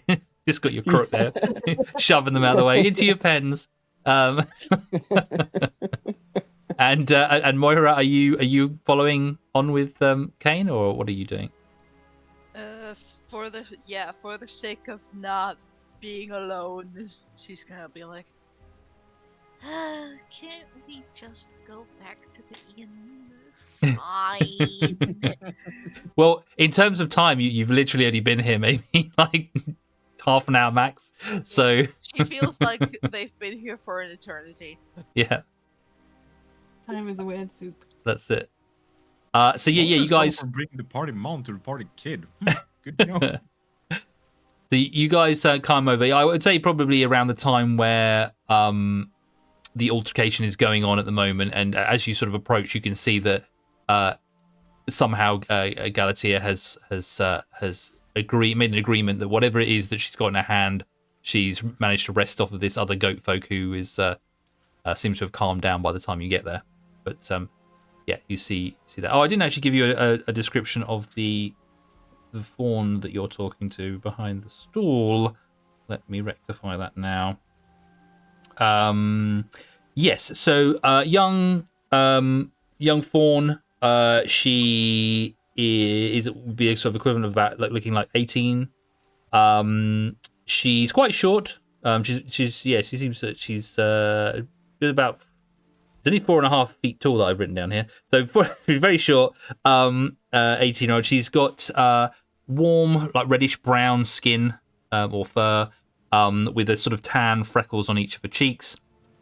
She's got a large golden doe eyes, and short rounded horns that look a little bit like rounded, so a little bit like baguette sticks, like curled round. And sort of from the side of her head, and then she's got soft, pointy ears that sort of lay flat against her face, and they've got adorned with a small brass hoops in the ears. She's got a thick, wavy tangle of orange hair that's kind of pulled back, and then hangs in these big, chunky braids that just sort of rest on her shoulders. And she's wearing a reddish blouse with sort of big, billowing sleeves that are rolled up to the elbows, and she's got a long brown sleeveless dress and with a high collar that she's wearing. And then she's just wearing a small pendant of crystal that hangs around on a thin cord just around her neck. Cute. Okay. Okay. Well. Okay. What So were I guess the? Sorry. no, it's all good. I was just gonna say, I guess Kane would probably notice the item in your hand, seeing as how highly unusual it is. What were the other two items? Yes. So the other items were all right. So now that you're right at the front of the table and you can have a proper look at them, one of them is a game that she'll say, "Oh, this one is this one is called a woodpecker, and it's small, round, a small round, like a log that's been sliced. So it's like a like a wooden basically it's a slice that's come from a log. So it's a slice of wood that makes up like about small plate size. So you can see the rings on it. And that is basically the frame, and there are 4 holes cutting it. And each hole has a coloured wooden sphere in each of the holes. And there's a blue one, an orange one, a red one, and a green one. And each of them have a little face on them. There's a little sad. The blue one is a little sad face, and it's got a little white horn on it. There's an orange one that has a happy face on it, and it's got blue fairy wings on it. There's an angry one, angry-looking face, which is red, that has 2 white antlers on it. And then there's a green one with a very shocked or surprised face that, again, has like a one white little horn on it. And then with that, there's a small little hammer that comes with it. And then there's another set, which you'll say these are called the twisty cubes, and there's 3 wooden blocks that are sort of connected with a thin wooden dowel in the middle, and it sort of sits in a very thin, like a cage, just to kind of keep it together. And each of the blocks, you can they turn round, and so they've got pictures on. Sorry. Oh yeah. Yeah. So they've got pictures on it, and so now that you're looking at it close up, you can see that the 3 blocks seem, if you sort of hold it upright, they've got various different pictures on each of the sides. They're all currently mixed up. So the first block has like a head of a frog. The middle one has bat wings, and the last one has what looks like a wooden wheel. But they got different pictures on the different sides. Okay. And what do these do? Is it just? So she'll say, oh, they do the same sort of thing that the worry ones as well, but these are a bit more interactive, I suppose. So whereas the worry dolls, you look at and they're more like ornamental. This is more like you play the games and then they make you feel better. And so she takes the little wooden tray with the balls, and she takes the mallet and she just sort of taps on it, and the balls are very tight to the sort of the little sections that they're cut out of, but you tap it a few times and then the ball eventually like pops through and then falls to the table below, and then she picks it up and pushes it back into the top. She said, oh, sometimes this is like therapeutic and you can kind of like bang the little balls and they fall through, and but if you like with the other ones, if you take the ball and you sort of like break it open and then you get your experience from that, it's just like the worry cylinders as well. And the last one, the twisty cubes, is very similar. You turn around the picture, you pick the picture you want, or you can mix it up. But if once you've had enough and you've played with it, you can break it open, and then again you get this the experience of this that makes you feel good as well. But people usually they don't break them first straight away because they like to have them as ornaments, or like to play with them, and then when they've had enough, they break it open and they have the experience, and then hopefully they enjoy it, and then they come back and they buy more, and I just keep making them. Okay. But they're all very unique. Everything has its own thing. But if you're not interested in these ones, I can sell them to somebody else. As you see, that if they go very, very quickly.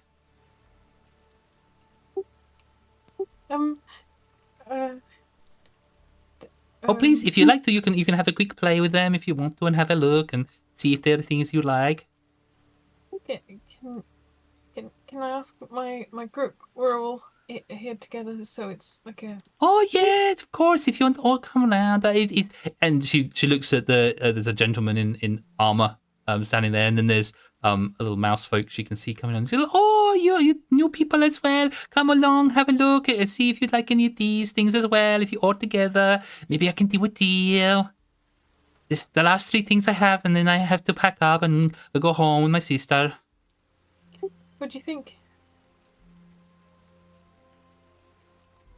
They could be useful.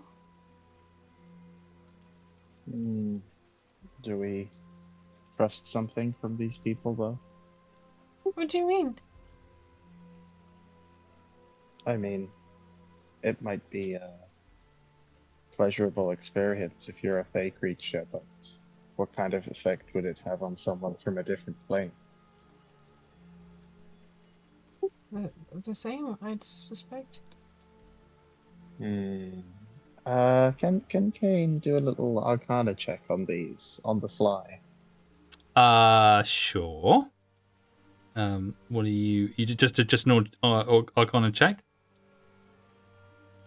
Yeah. I don't think I have anything to help me detect magic currently. Okay. All right.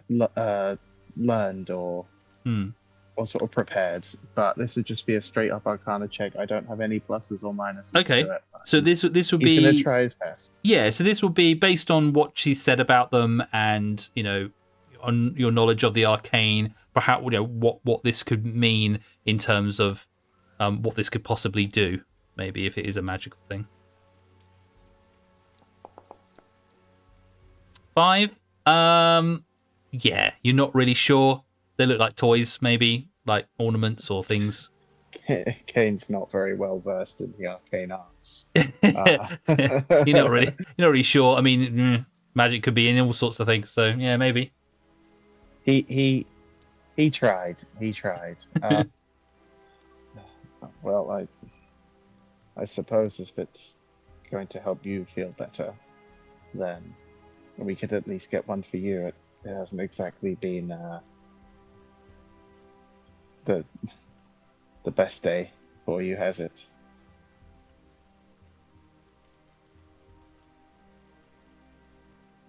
Oh, was that to me? Sorry. Yes. Yeah, Galatea seems like entirely focused on just the one that they're holding right now. But they'll nod to Kane a little. Still like clearly very emotional. Well, what do you suppose we offer for it? I don't know. I have some shells. I have some seashells. Did you offer these seashells to her? Yeah.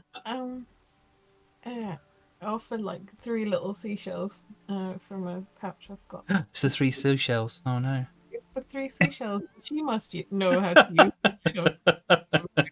You don't know how to use the 3 seashells? No. I knew it was that fucking reference. So you sort of hand out these sort of seashells towards the girl, and she sort of looks what's in your hand, and then she said, "Oh, I'm so sorry. Sorry, we don't actually trade in items like these. We do have. I'm afraid my sister and I we have sort of very sort of specific things that we like to trade. If you have them, it's not too much. It's just a little thing, but it helps us to make more items for other people, and Is it an experience? It can be this, or it can be So some people they like to give us their name, or some people like to give us you trade for a favor, or maybe some time. But other people have traded for sounds and for smells and things like this as well. So yeah, I suppose any sort of experience like this you can do. Okay. So you have do you have something that you don't really need? Like let me look at you. And she just takes a moment to stand back and looks you up and down. And she says, oh, you have a very unique look and very unique sort of styling that we don't see very much around here. So perhaps maybe I can I don't wish to be like impolite, because I don't know if this is kind of like rude in your country or where you're from. But you have this this kind of nice smell about you. So would you perhaps let me trade your smell, like your odor, and we can trade for something else. I can swap it for something else. So like I take your smell, I wouldn't take it completely. It would just be switched for something else, so you would smell different. But I take the smell and it's a different that we haven't got. Would it?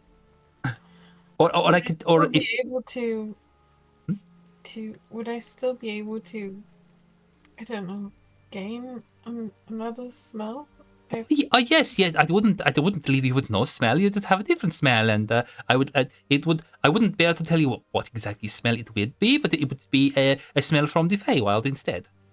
So it'd be a little bit different from what you hear. But if you don't like the smell idea, maybe a sound as well, as a sound, the special sound you make, and I can change it for something else.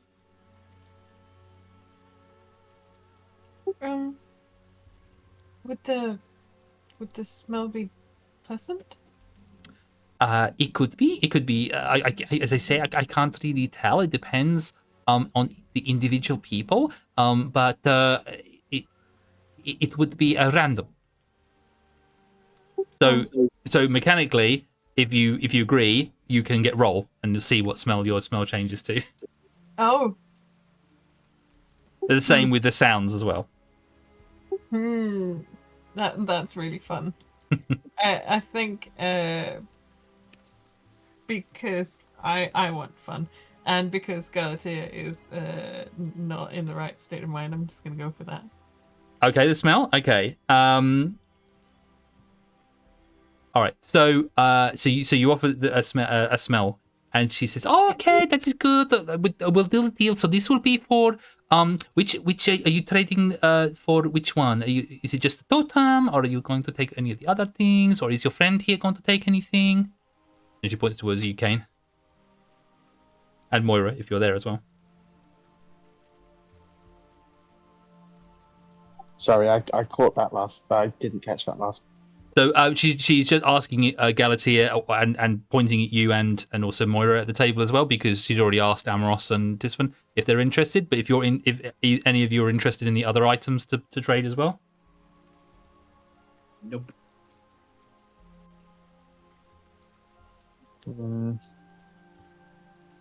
I suppose locked up in a tavern.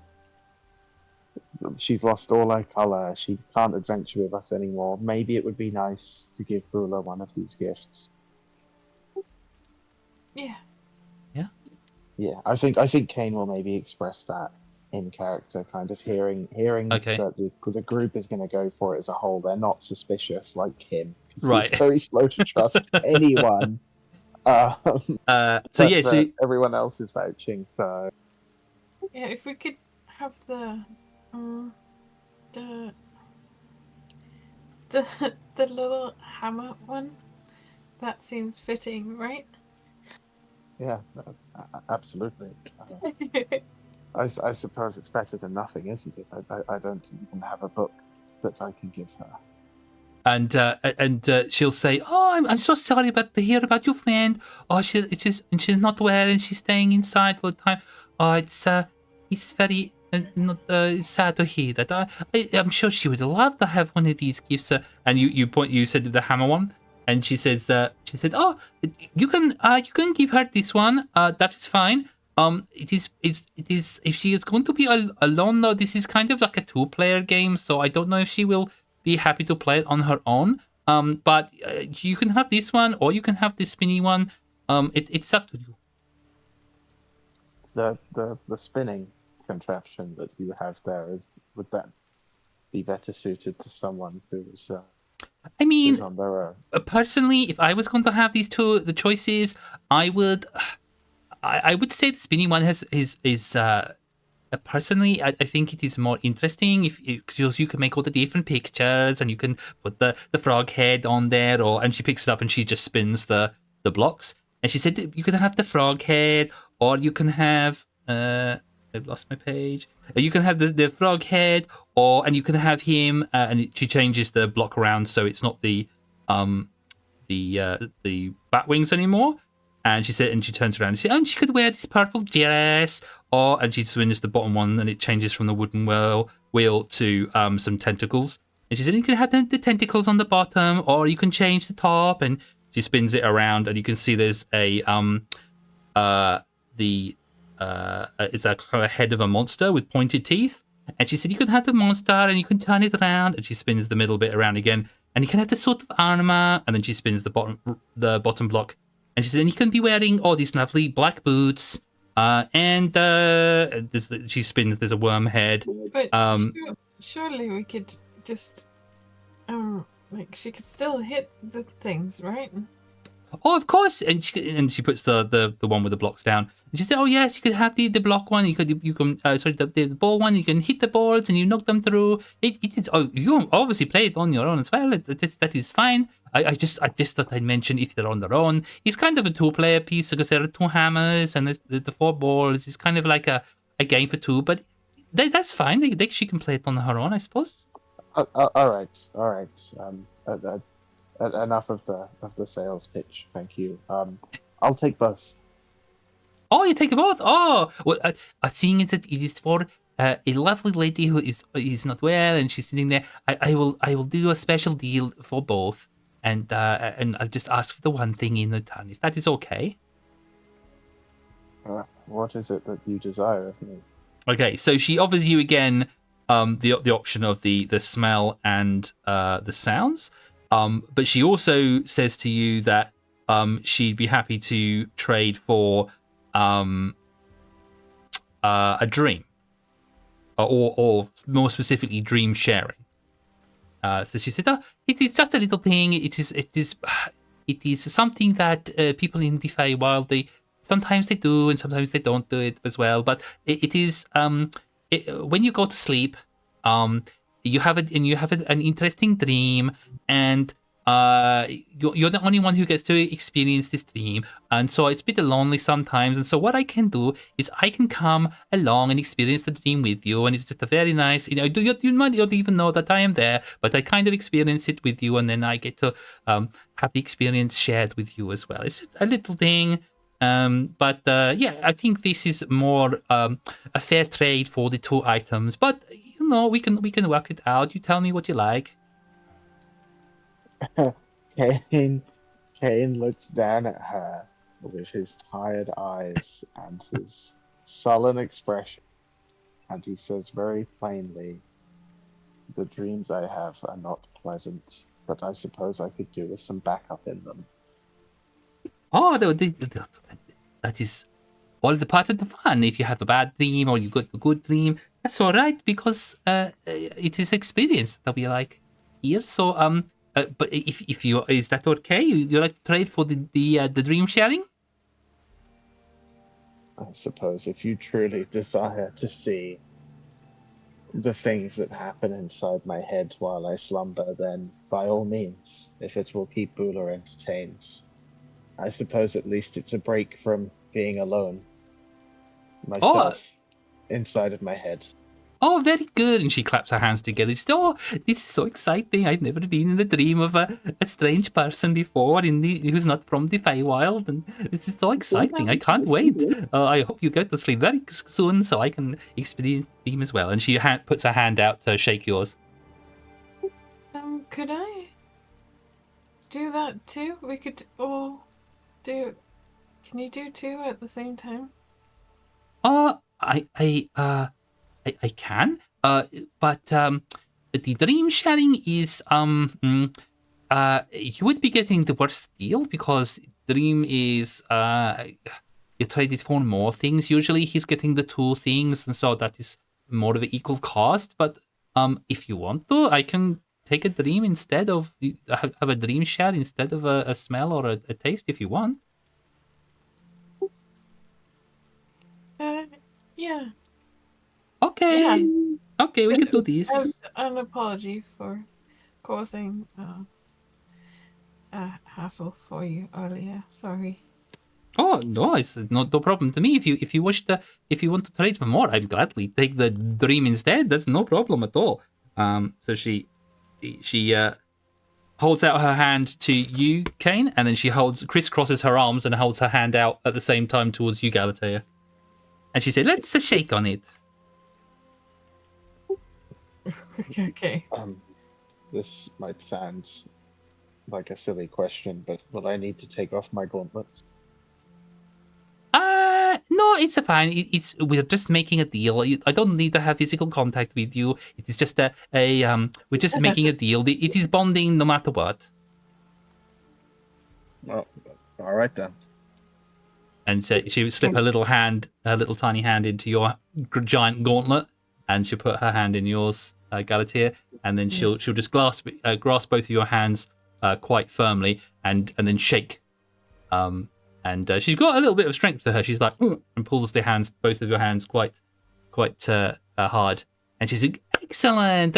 She claps her little hands together. Okay, well, we're all sold out for today, my sister. Oh, it's so good to finally be free to make more. We can get back into our toy shop and we can make more toys for everyone again. So thank you very much. Oh, it's very nice to have new people here, and I hope to see you again. We travel. I don't know if you know, but we travel the market. We travel from here. We try to High Hankel and beyond as well. So if maybe we'll see you again in the future. Maybe we have more toys. And if you enjoy the experience that you had, then you can come and you can tell me, and then I can trade you something else. But it's such a good thing. And I'll see you in your dreams. Have good ones. That is so ominous. It'll be fine. It'll be fine. And she'll He's gonna look at her. He's gonna look at her before we depart, and he's just gonna say with his furrowed eyebrows, "If you really are coming into my dreams, maybe bring a weapon." Oh, don't be silly. I don't need weapons in the dreams. It is your dream. If it is a bad dream, then it is still experience, but I will be quite safe.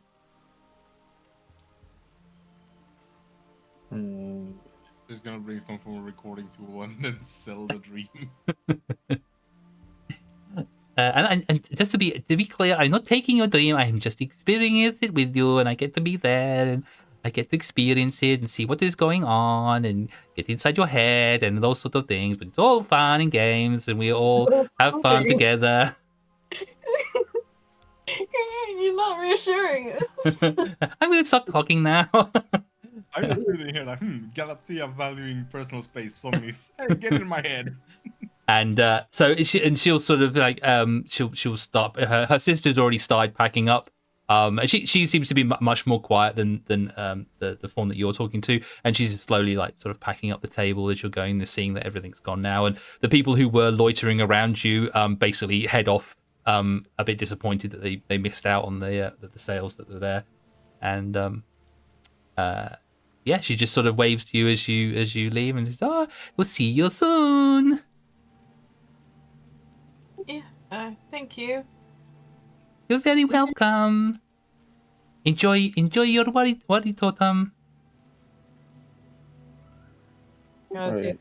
like holding it tight, but also carefully, like cuddling it. I suddenly feel like having a late night. Maybe an all-nighter. Why? It's just a dream. I don't know. They're tough enough already. I don't know what a Fey presence in them would even equate to. Well, I think it will be fine. They just want new things. It makes sense.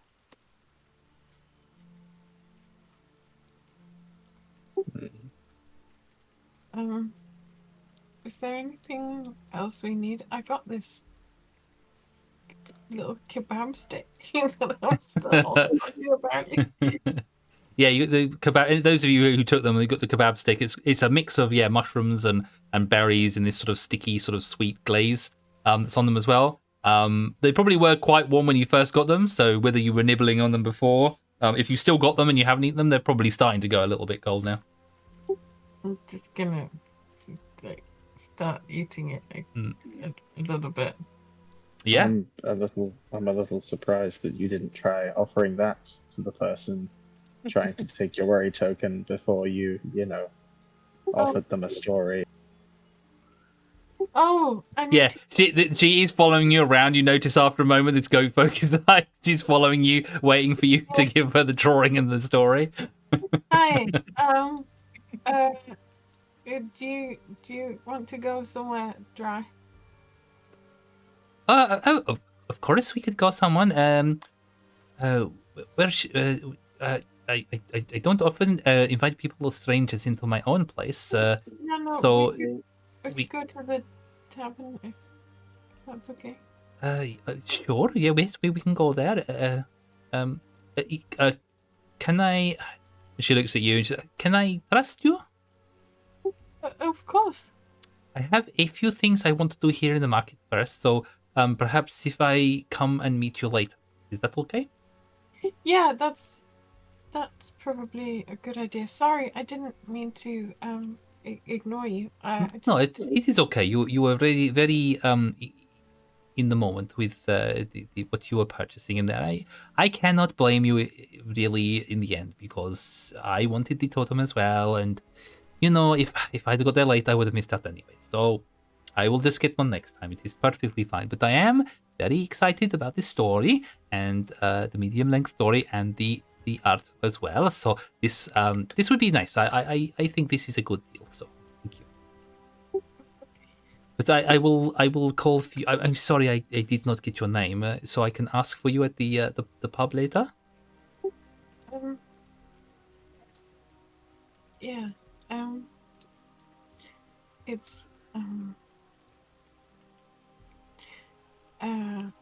it's Galatea. Okay. Galatea. Oh, beautiful name. Okay, thank you very much. I will come and see you this evening if that is okay with you. Yeah. Okay. Very good. Okay. I'll be there.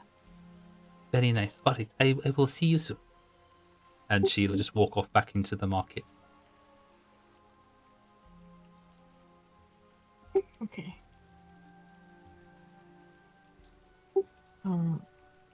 Okay. Is the And Moni, sorry, I was just going to check in with Moni. What have you been doing during this period of time? Waiting. Waiting. You've just been waiting. Yeah. When Galatea starts talking with the goat lady, Moira is just kind of I guess. Oh God, my brain is fried. What are your names, Tisven? Yes, hello. To Tisven, Moira is gonna be like, Can we go to the inn now? Please? when me and Galatea were talking earlier, we were discussing going to Jorhan's house. Oh well, that's fine too. Just away from here. Yep. Yeah.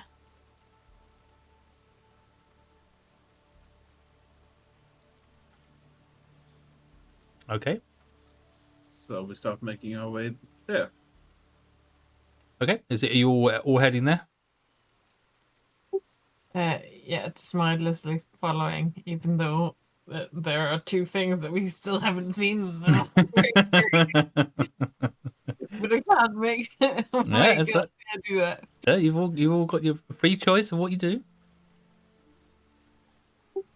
Is there anything anyone else wants here before we go? We still haven't and Galatea just like points over towards the last two.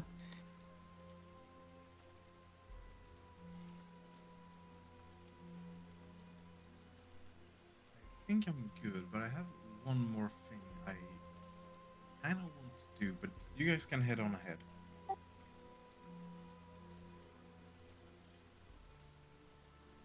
Okay. All right.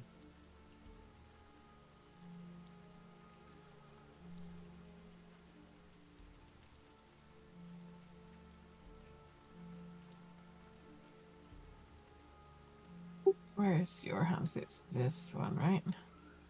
Your hands, yes, up there where they currently reside, up there in the northeast of where you are.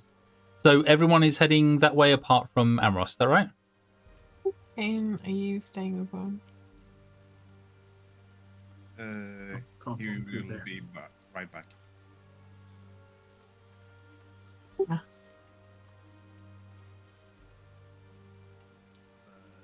Amros is gonna head back to Mary. Okay.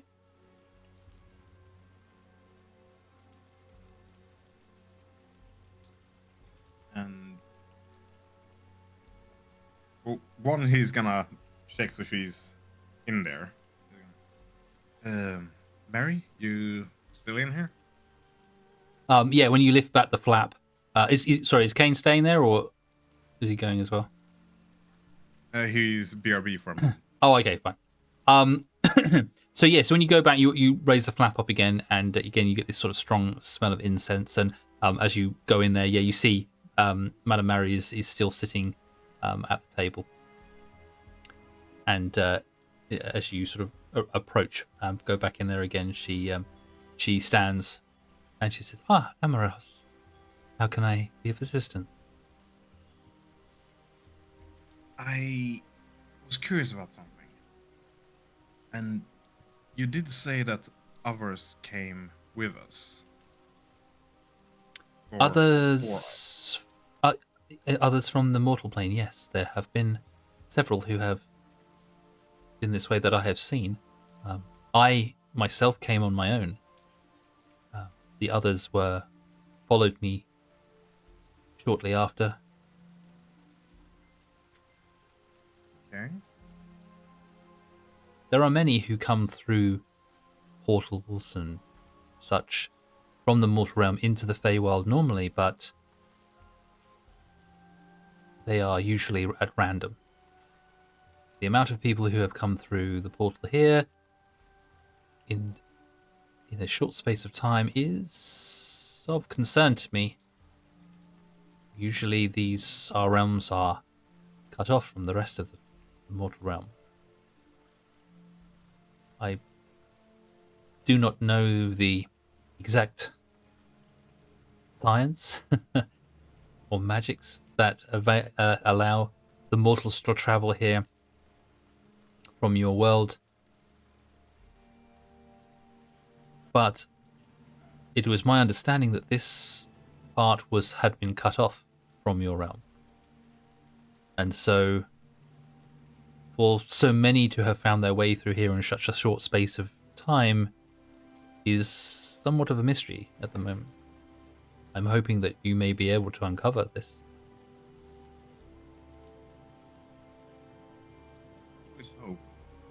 But that was just something I was curious about.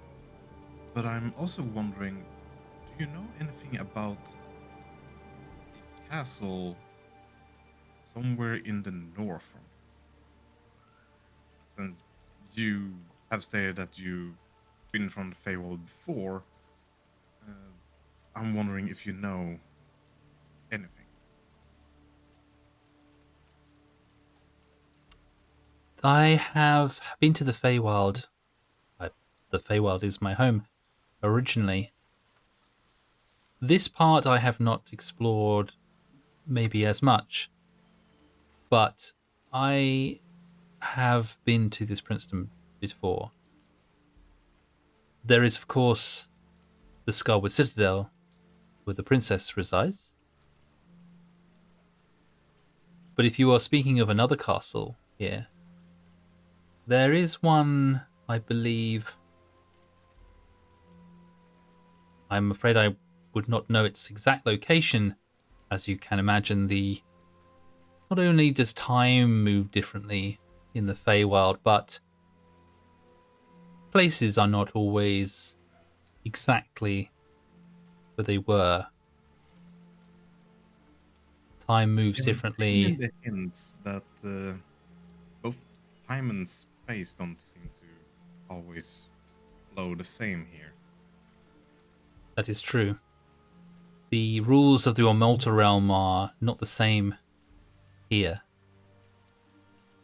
You're quite aware of the time difference that has brought you here, and the what you would know as hours of the day are very different here in this world.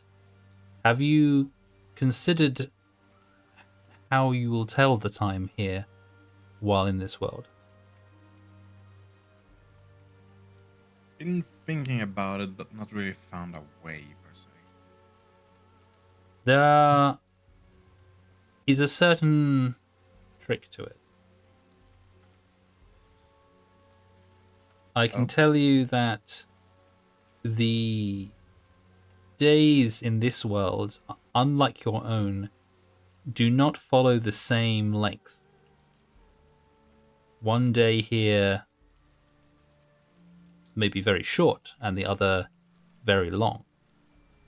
And so knowing when to be somewhere can be confusing for mortal. Yeah, that's probably gonna cause a few problems. What I can say is that while you were here, the time that you left to come to this place may not necessarily be the same when you return. And while you are here, the time will be relative to you. There are, as I said, a trick to the way that we perceive the passage of time here. The clue I would give you is that, like the name of this fair, this market, the moons are how you will tell the day, the time. Each one has a different color that you can see, a hue that changes in the sky above us. We are currently in the moon of Scoria.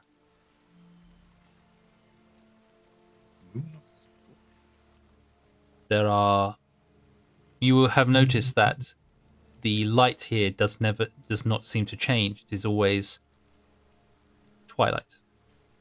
But at certain times when the clouds have parted, you will see the sky, and you will see currently the moons of Scoria, one large, one small.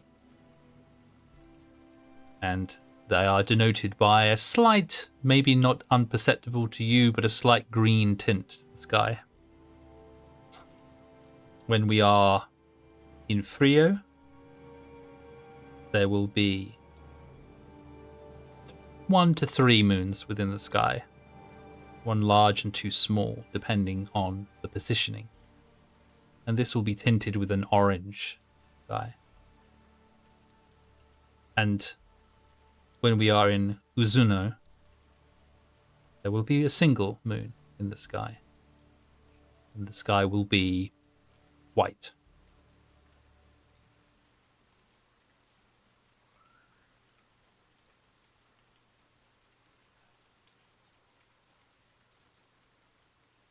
This continues on a rotation. This is a way you may tell the day and the time, or the passage of time while you are here.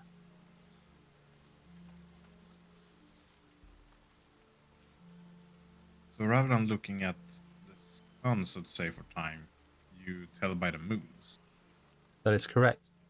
And depending on where you are within this princedom, when you look at the sky, you may see a different amount of moons, but the color as well as the amount of moons should denote to you the period you are in.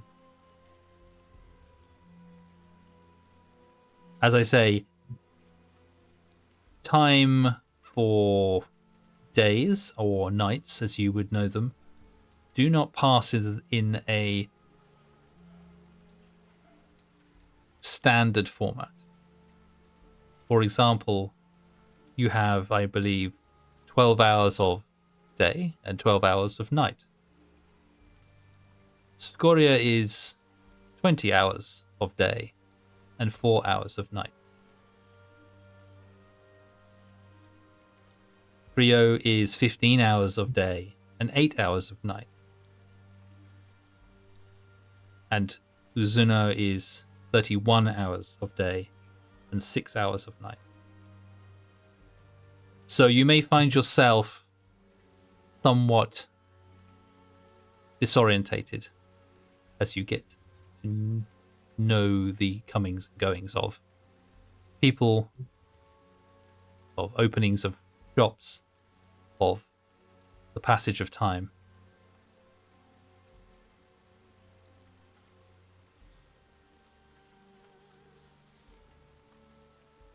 I'm sorry, this is a lot to put on your shoulders currently, but I thought it might be wise to pass on some sense of knowledge to you about the Feywild. I feel like that you and your party have spent little time here so far, and something as simple as knowing when to rest and when to start your day may be of comfort to you in some way. Potentially. One always needs to rest either way. Being able to tell the time might make that a little easier, potentially. But getting back to what you were asking me before, a castle. I believe there may be another castle here. I do not know if it is the one that you are seeking.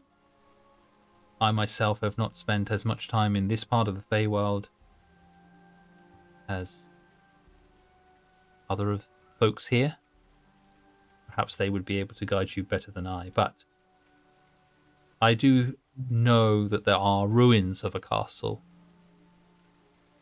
somewhere to the north, perhaps.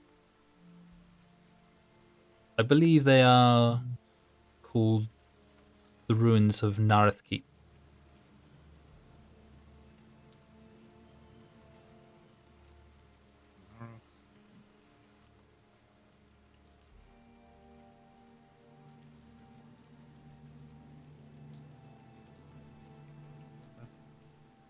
Might actually help.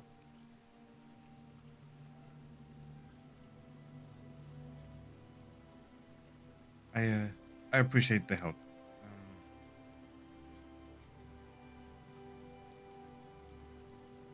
When she says the name Narethkeep, you feel a gentle warmth passing through your bracer. Oh. Okay. What does that mean?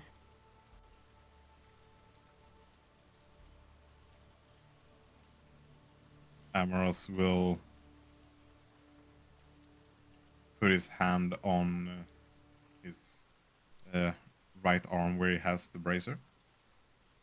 Gonna pretty much feel the warmth.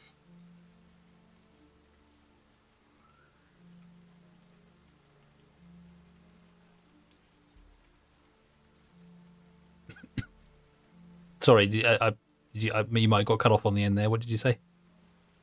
He would put his hand on the brick so to kind of get a feel for the warmth. So yeah, He's you not telling anything.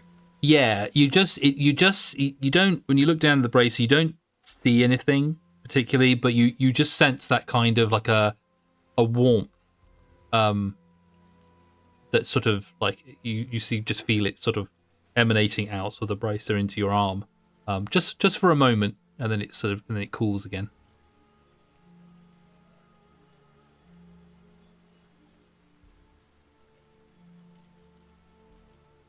Amos is going to not say it out loud, but kind of in his head go, "Oh, apparently there is something out there potentially. Well, I guess that's step one." Is there anything else you would ask of me, Amoros?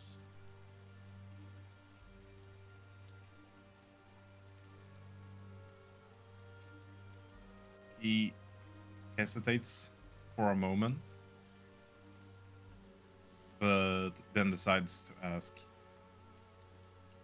"Have you heard of a Fey dragon before?" I have heard of many Fey dragons. Is there one particularly that you are interested in?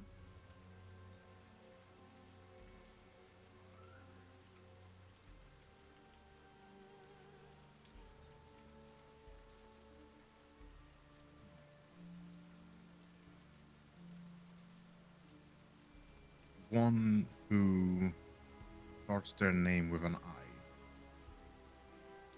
She smiles.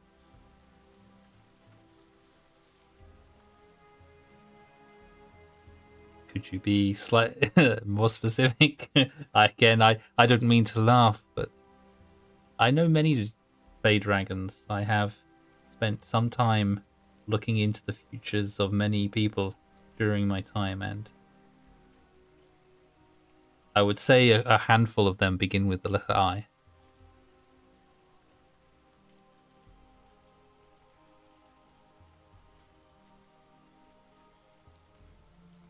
The reason why I, as a player, is hesitating is because you, as a DM, has told us that telling things out loud can bring trouble in the Feywild. Actually, giving out names. Yeah. But you just gave a name the other session, like it was nothing. Why are you worried about it now? Oh, because I don't give a fuck about that person. Wow. Okay. I suppose it depends if the person you're giving the name to, if you trust them or not, I suppose.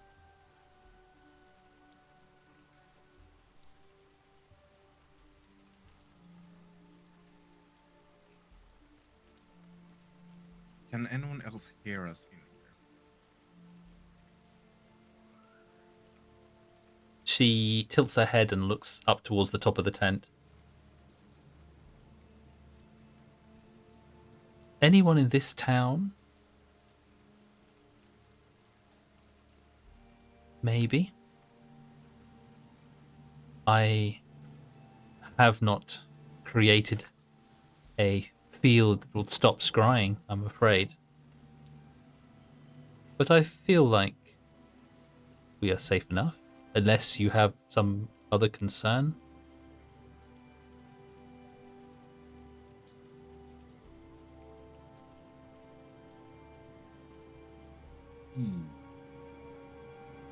If it is something that you would rather speak of in private, then perhaps you can.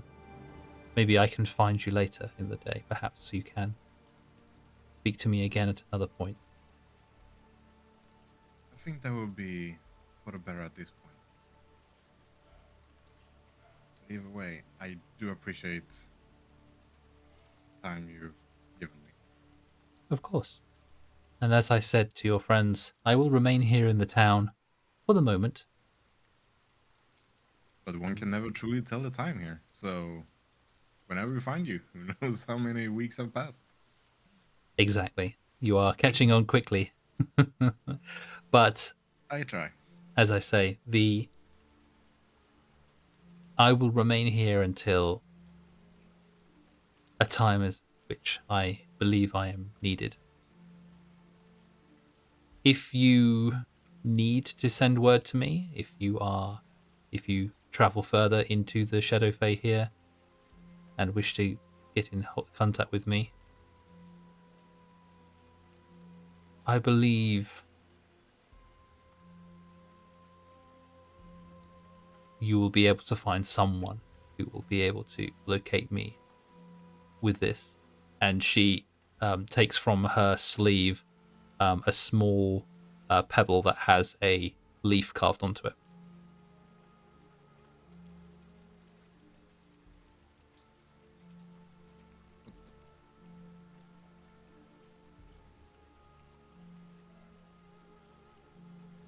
This item belongs to me, and so if you may find someone who is able to send a message, then they use this as a focal point.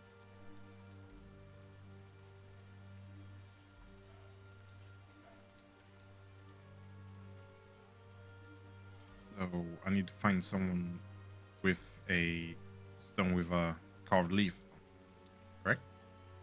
No, it is merely a token that belongs to me, something that I have.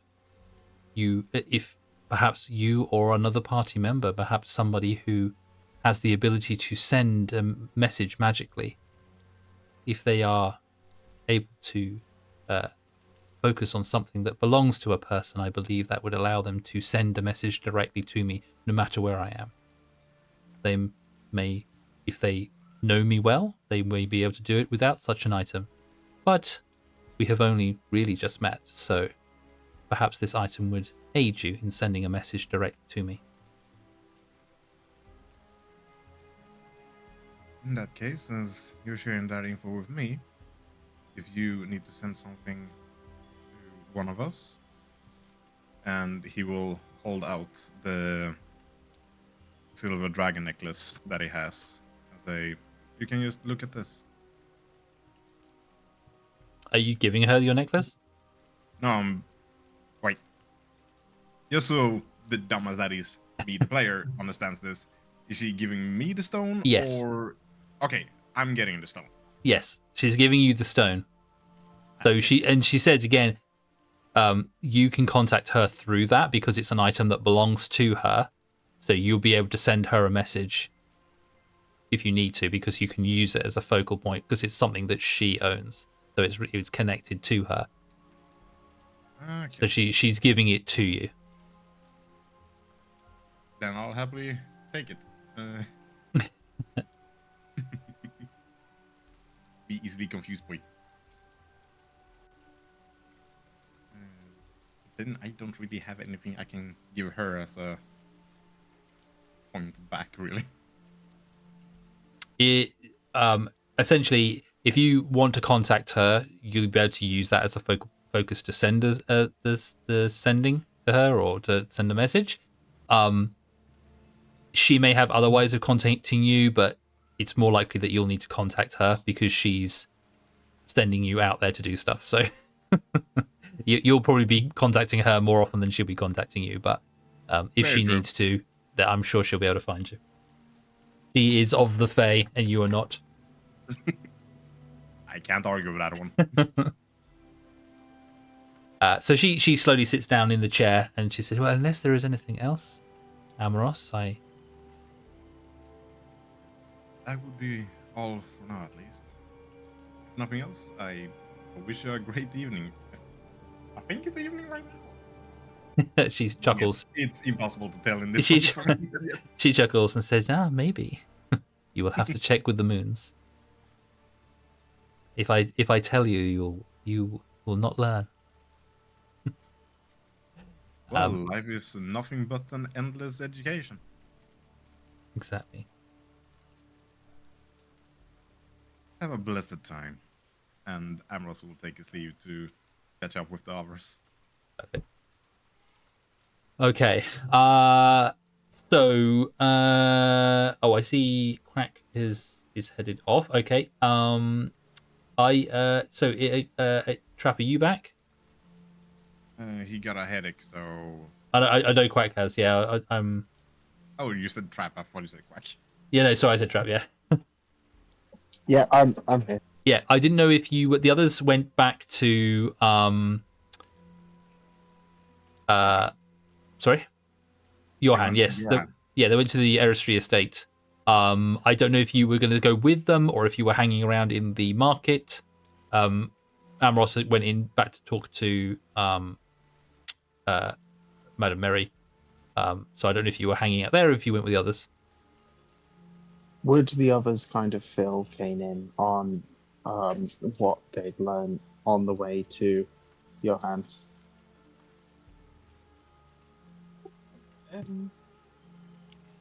Because he wasn't privy to the conversation with Kenku.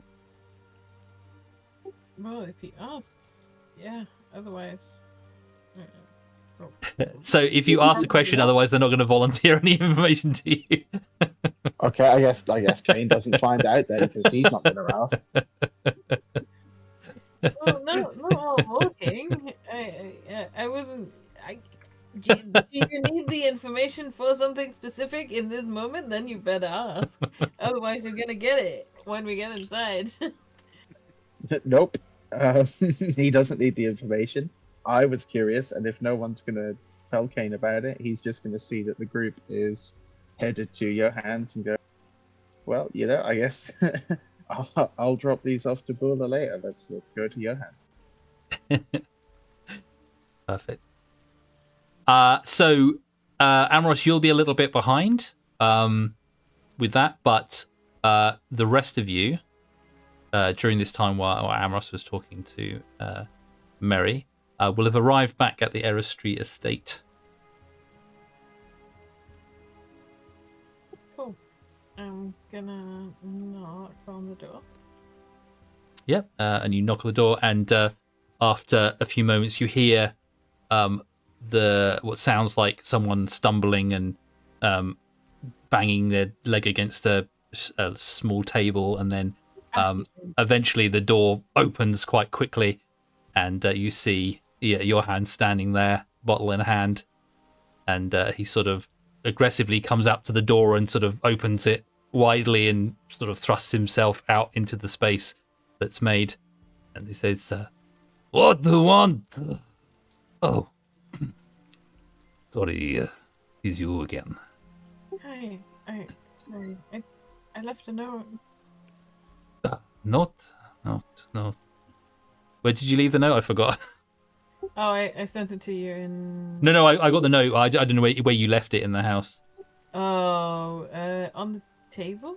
On the table. Okay. So he'll be looking around and he'll just wave to you. Come in, please, out of rain. And he'll look around and he'll look on the table and pick up a bottle of something that's been placed on top of the note. And say, yes, note. Here you go. Yes. Yes, very good. Yes, glad. Yeah. And you've come back again now. So. Yes. Sorry.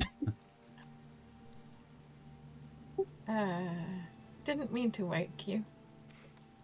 Yeah, you're. It is fine. It's probably time I should get out of bed anyway. But he looks at the note and put it blurry, pulling it backwards and forwards, trying to focus on the words. I says, "You're very welcome to stay."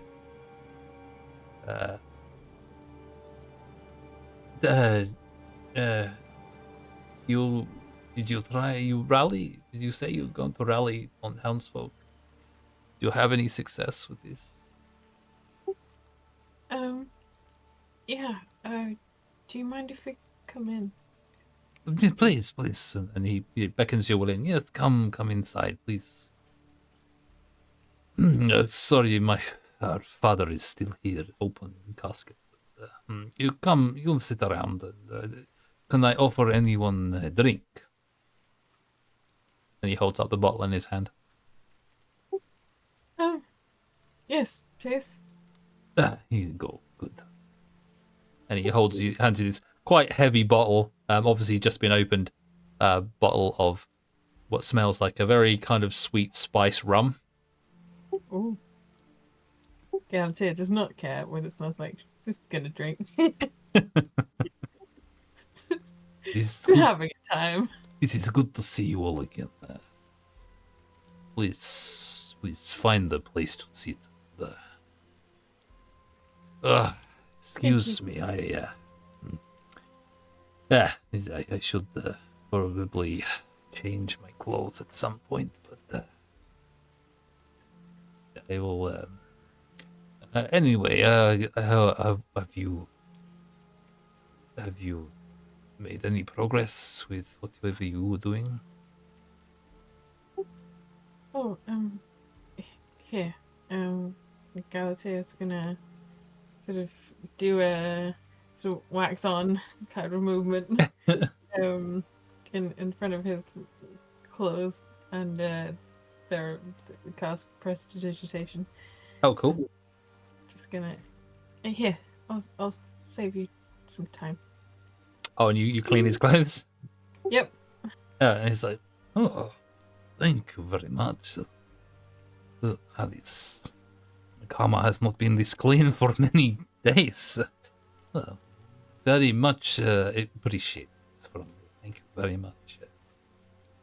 And he'll pick up another bottle on the side and hold it out to cheers with you. Can I clink and take a smaller sip this time? Yeah. So you clink, and then he next the bottle next to you as well. It's the least I can do. Drink. Thank you. This makes me feel better to be clean. My sister usually is on my back before too long, so it is nice to have someone else to take care of.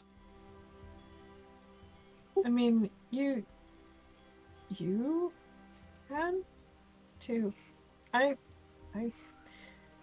It's just it's been you've had stuff. Yes. Well, I suppose at some point I will need to get back on track. But until I make sure my sister is 100%, perhaps I will learn to look after myself again. But I appreciate this anyway.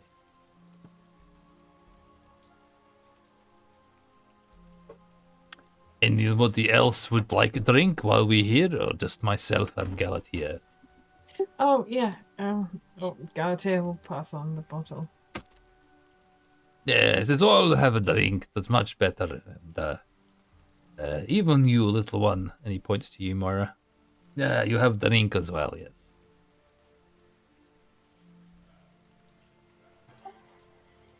A cup, please.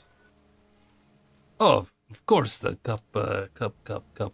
And he'll look around the table, and there's a few. There's a little set of like cups that are sort of like have obviously been used on the side, and he'll pick it up and sort of look at you, and then put it down again and say, "Give me one moment," and he'll head off to the back of the house, where you assume maybe some type of kitchen or somewhere where they may have other cups that are not already used. Galatea's gonna clean the other cup as well. Right. So he comes back with what is kind of a clean cup, only to find another clean cup sitting on the side. Yes, just pretending that, that they haven't done anything. One here already. Well, here you go. And he passes a cup to you, Moira, and then he has another clean cup. So he's like, you as well. And he hands it out towards either Tisfin or Kane. He sort of offers it to either of you.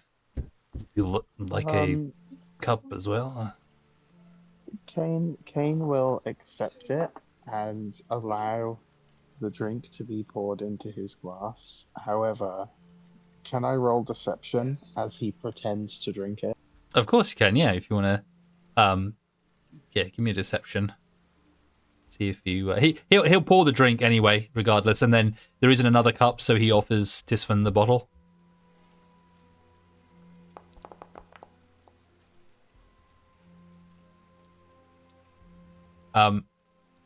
With a 12, I'd say because he already has had a few drinks and he probably doesn't really care if you drink or not. Really, he's being polite by giving everyone a drink, so he feels better about drinking.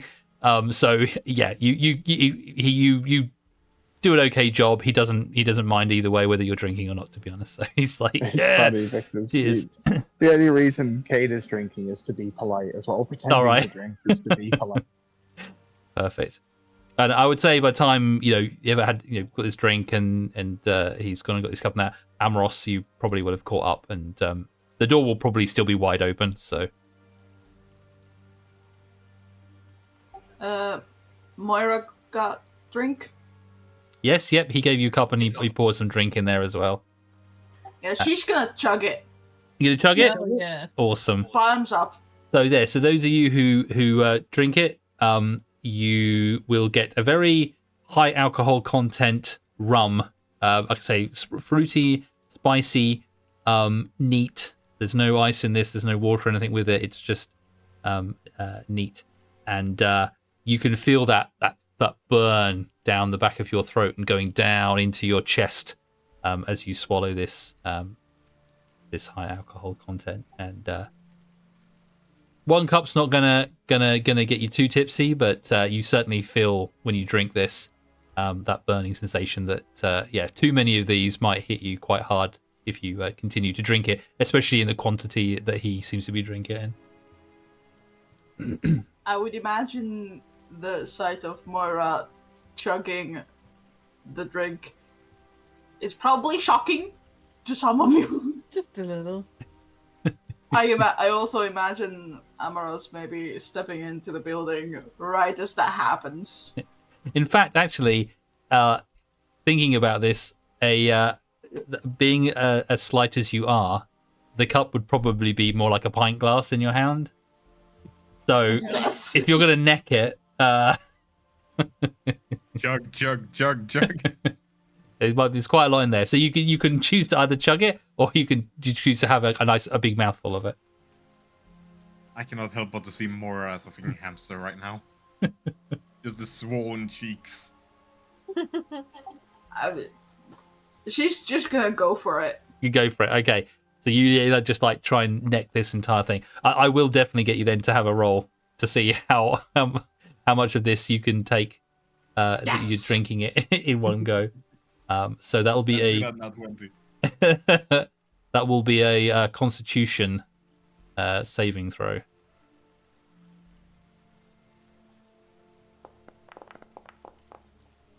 Ooh. It looked like it was going to go be a 3 and then it went to a 17, so making a total of 19. Well, Nice. even for your small stature and the amount of alcohol you're putting away, you feel the same sensation, the burning sensation, but you handle it you take it in your stride. The events of the day, the information you've got, it's not holding you back any longer. You would like. That's it. She's gonna burp. And seeing you neck this amount while he's also drinking the bottle, Johan looks down at you.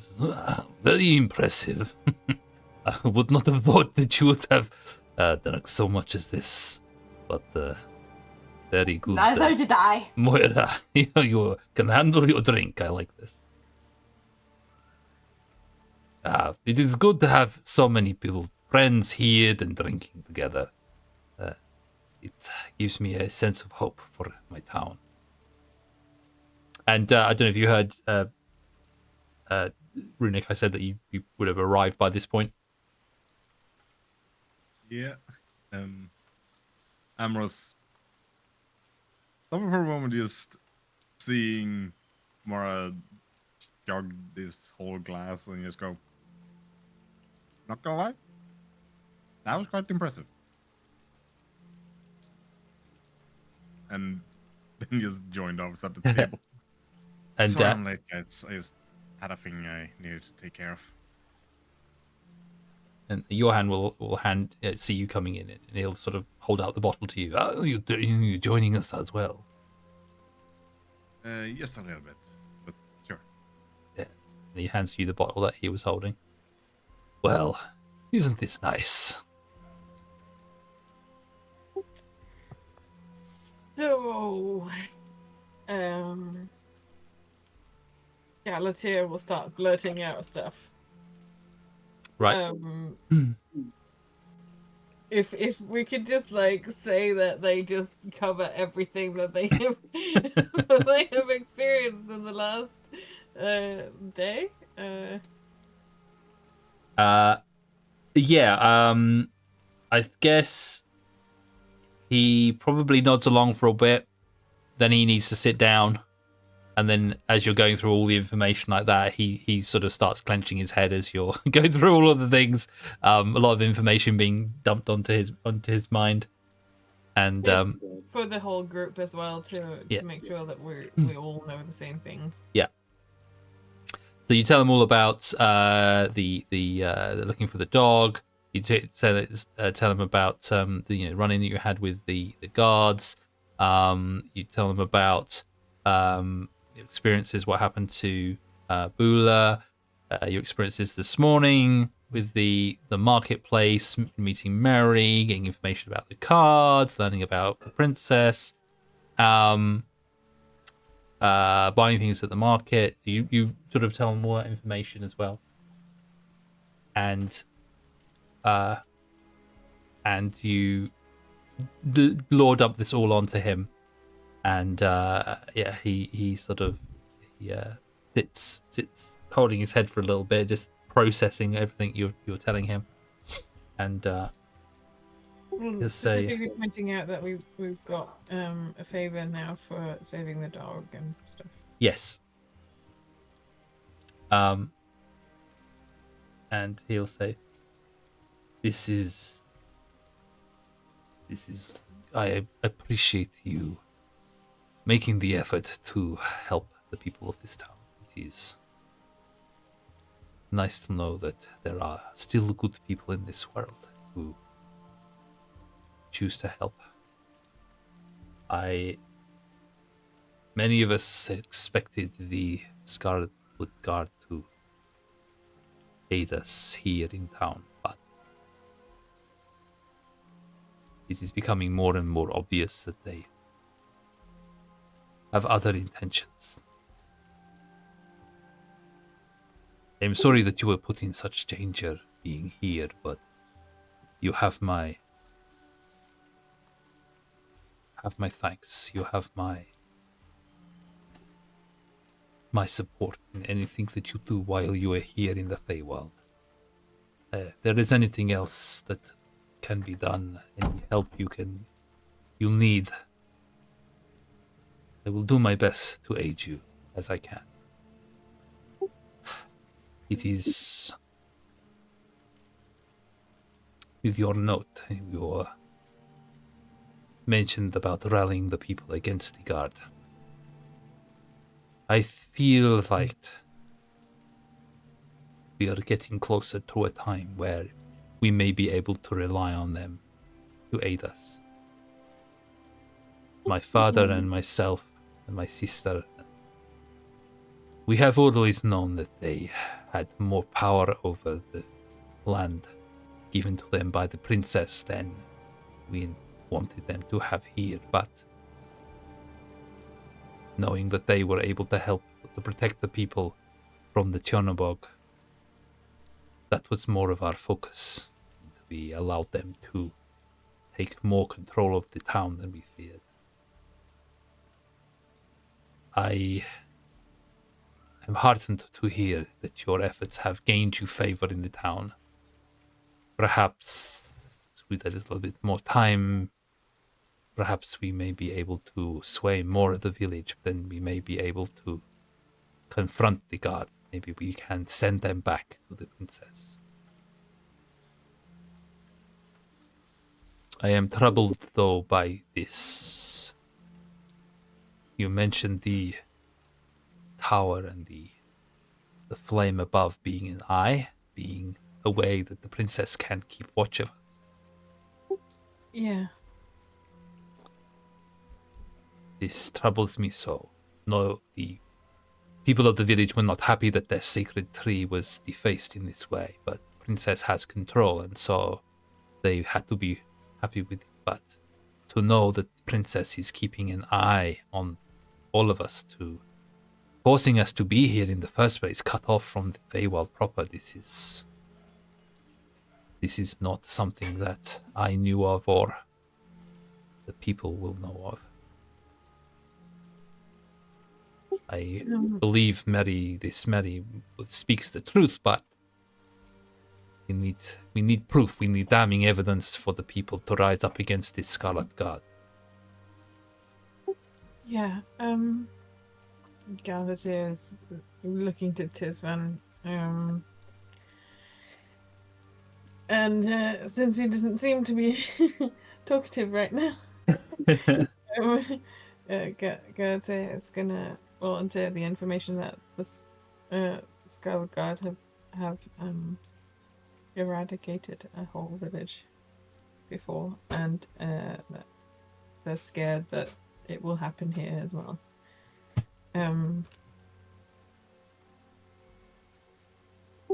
But I don't want to cause a panic, so maybe be careful how you spread this. But people should know.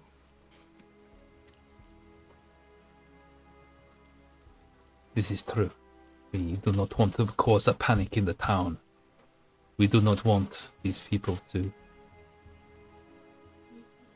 We do not want them to fear and panic and run in all directions. We need them focused. We need them on our side and not divided.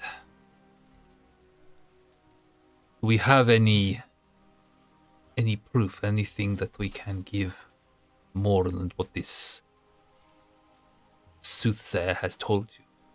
Is there anything else that we can use? Do you have any way of us finding out what the guard here are up to? They have any other business here other than just keeping an eye on our village? Galatea is looking into the other ones. They're sort of slowly stopping being able to think clearly now.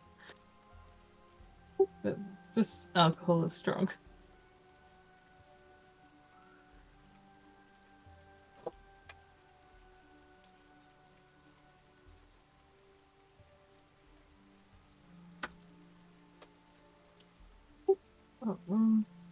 What do you I don't know.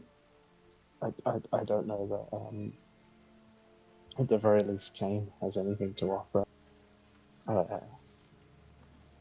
We're slowly learning more and more about the people here through meeting them and hearing about them, and I feel like with more time in this town we might be able to sway people, but would it not be worth seeing if there's outside forces that we can bring in too?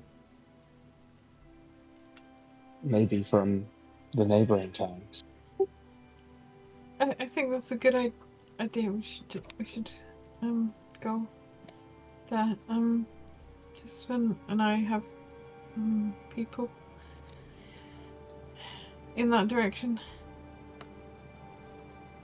With how things stands, or we from what I can tell from the few guards we've seen, would have potentially more people, but they would have better gear than us. Like, they would probably be fully armored.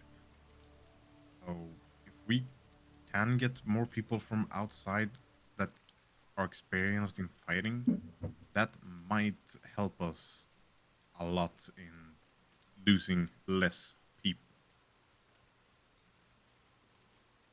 Yeah. Johan will think for a moment, and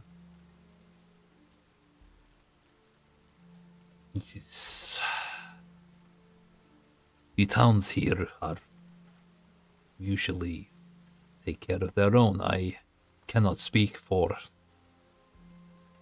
the next town over whether they would succumb and support us fight.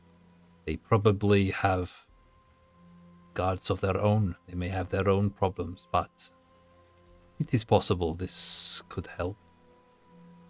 If only we had some more proof, it may be easier to persuade them to able to help us, but the guard here are, I have so much sway.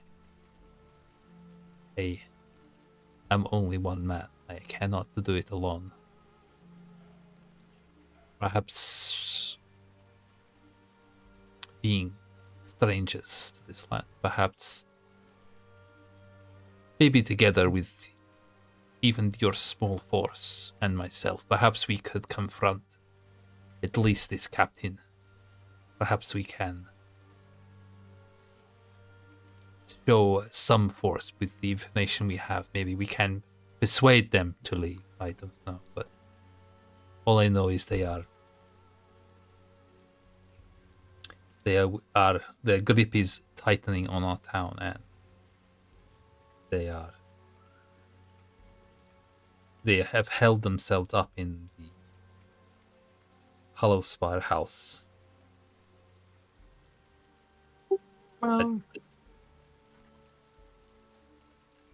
We could try and sneak in and see if there's anything we can find.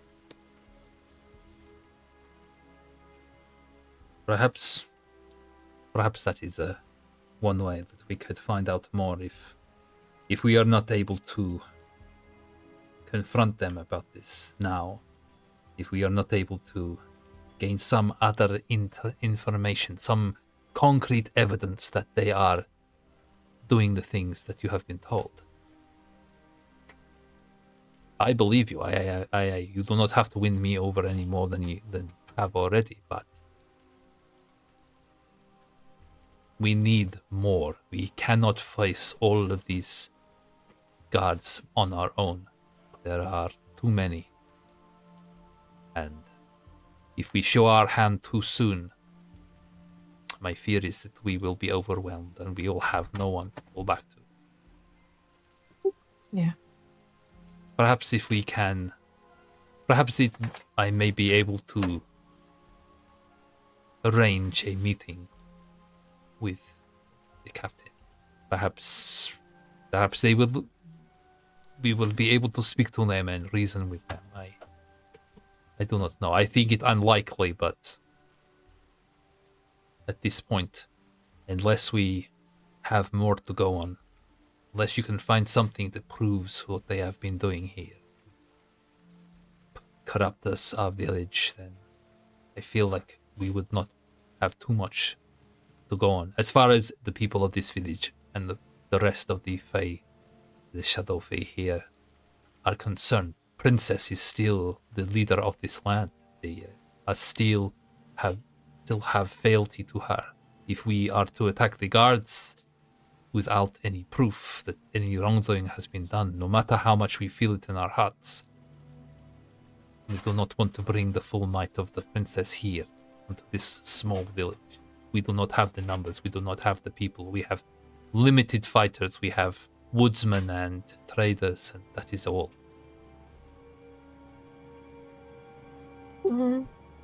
Would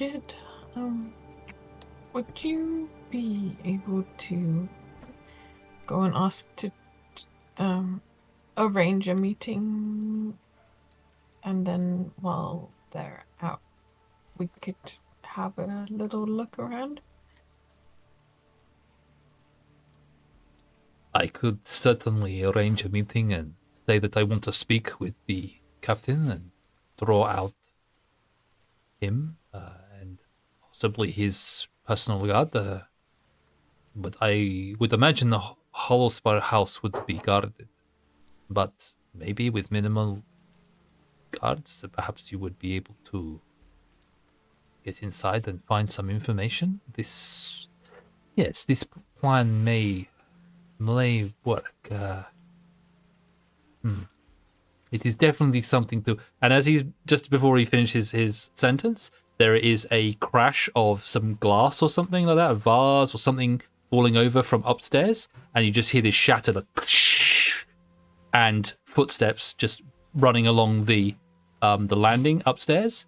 And as you look over towards the sound, and your hand stands up suddenly, coming down the stairs, just running down, you see Sahana in a nightgown or whatever she's been wearing. She's been sleeping upstairs. She comes down and you see her clutching her throat, and she runs in to all of you. She doesn't say anything. She's just holding her throat. And as she comes up to you, and your hand jumps out of the chair and grabs her by the shoulders and says, "Oh, what is wrong? What is wrong?" She just sticks out her tongue, and it is completely black. And that's where we'll end the session for tonight. What? What? Of course, that's where you bloody gonna end it. Dun dun dun. And that's the end of tonight's session. Thank you very much. I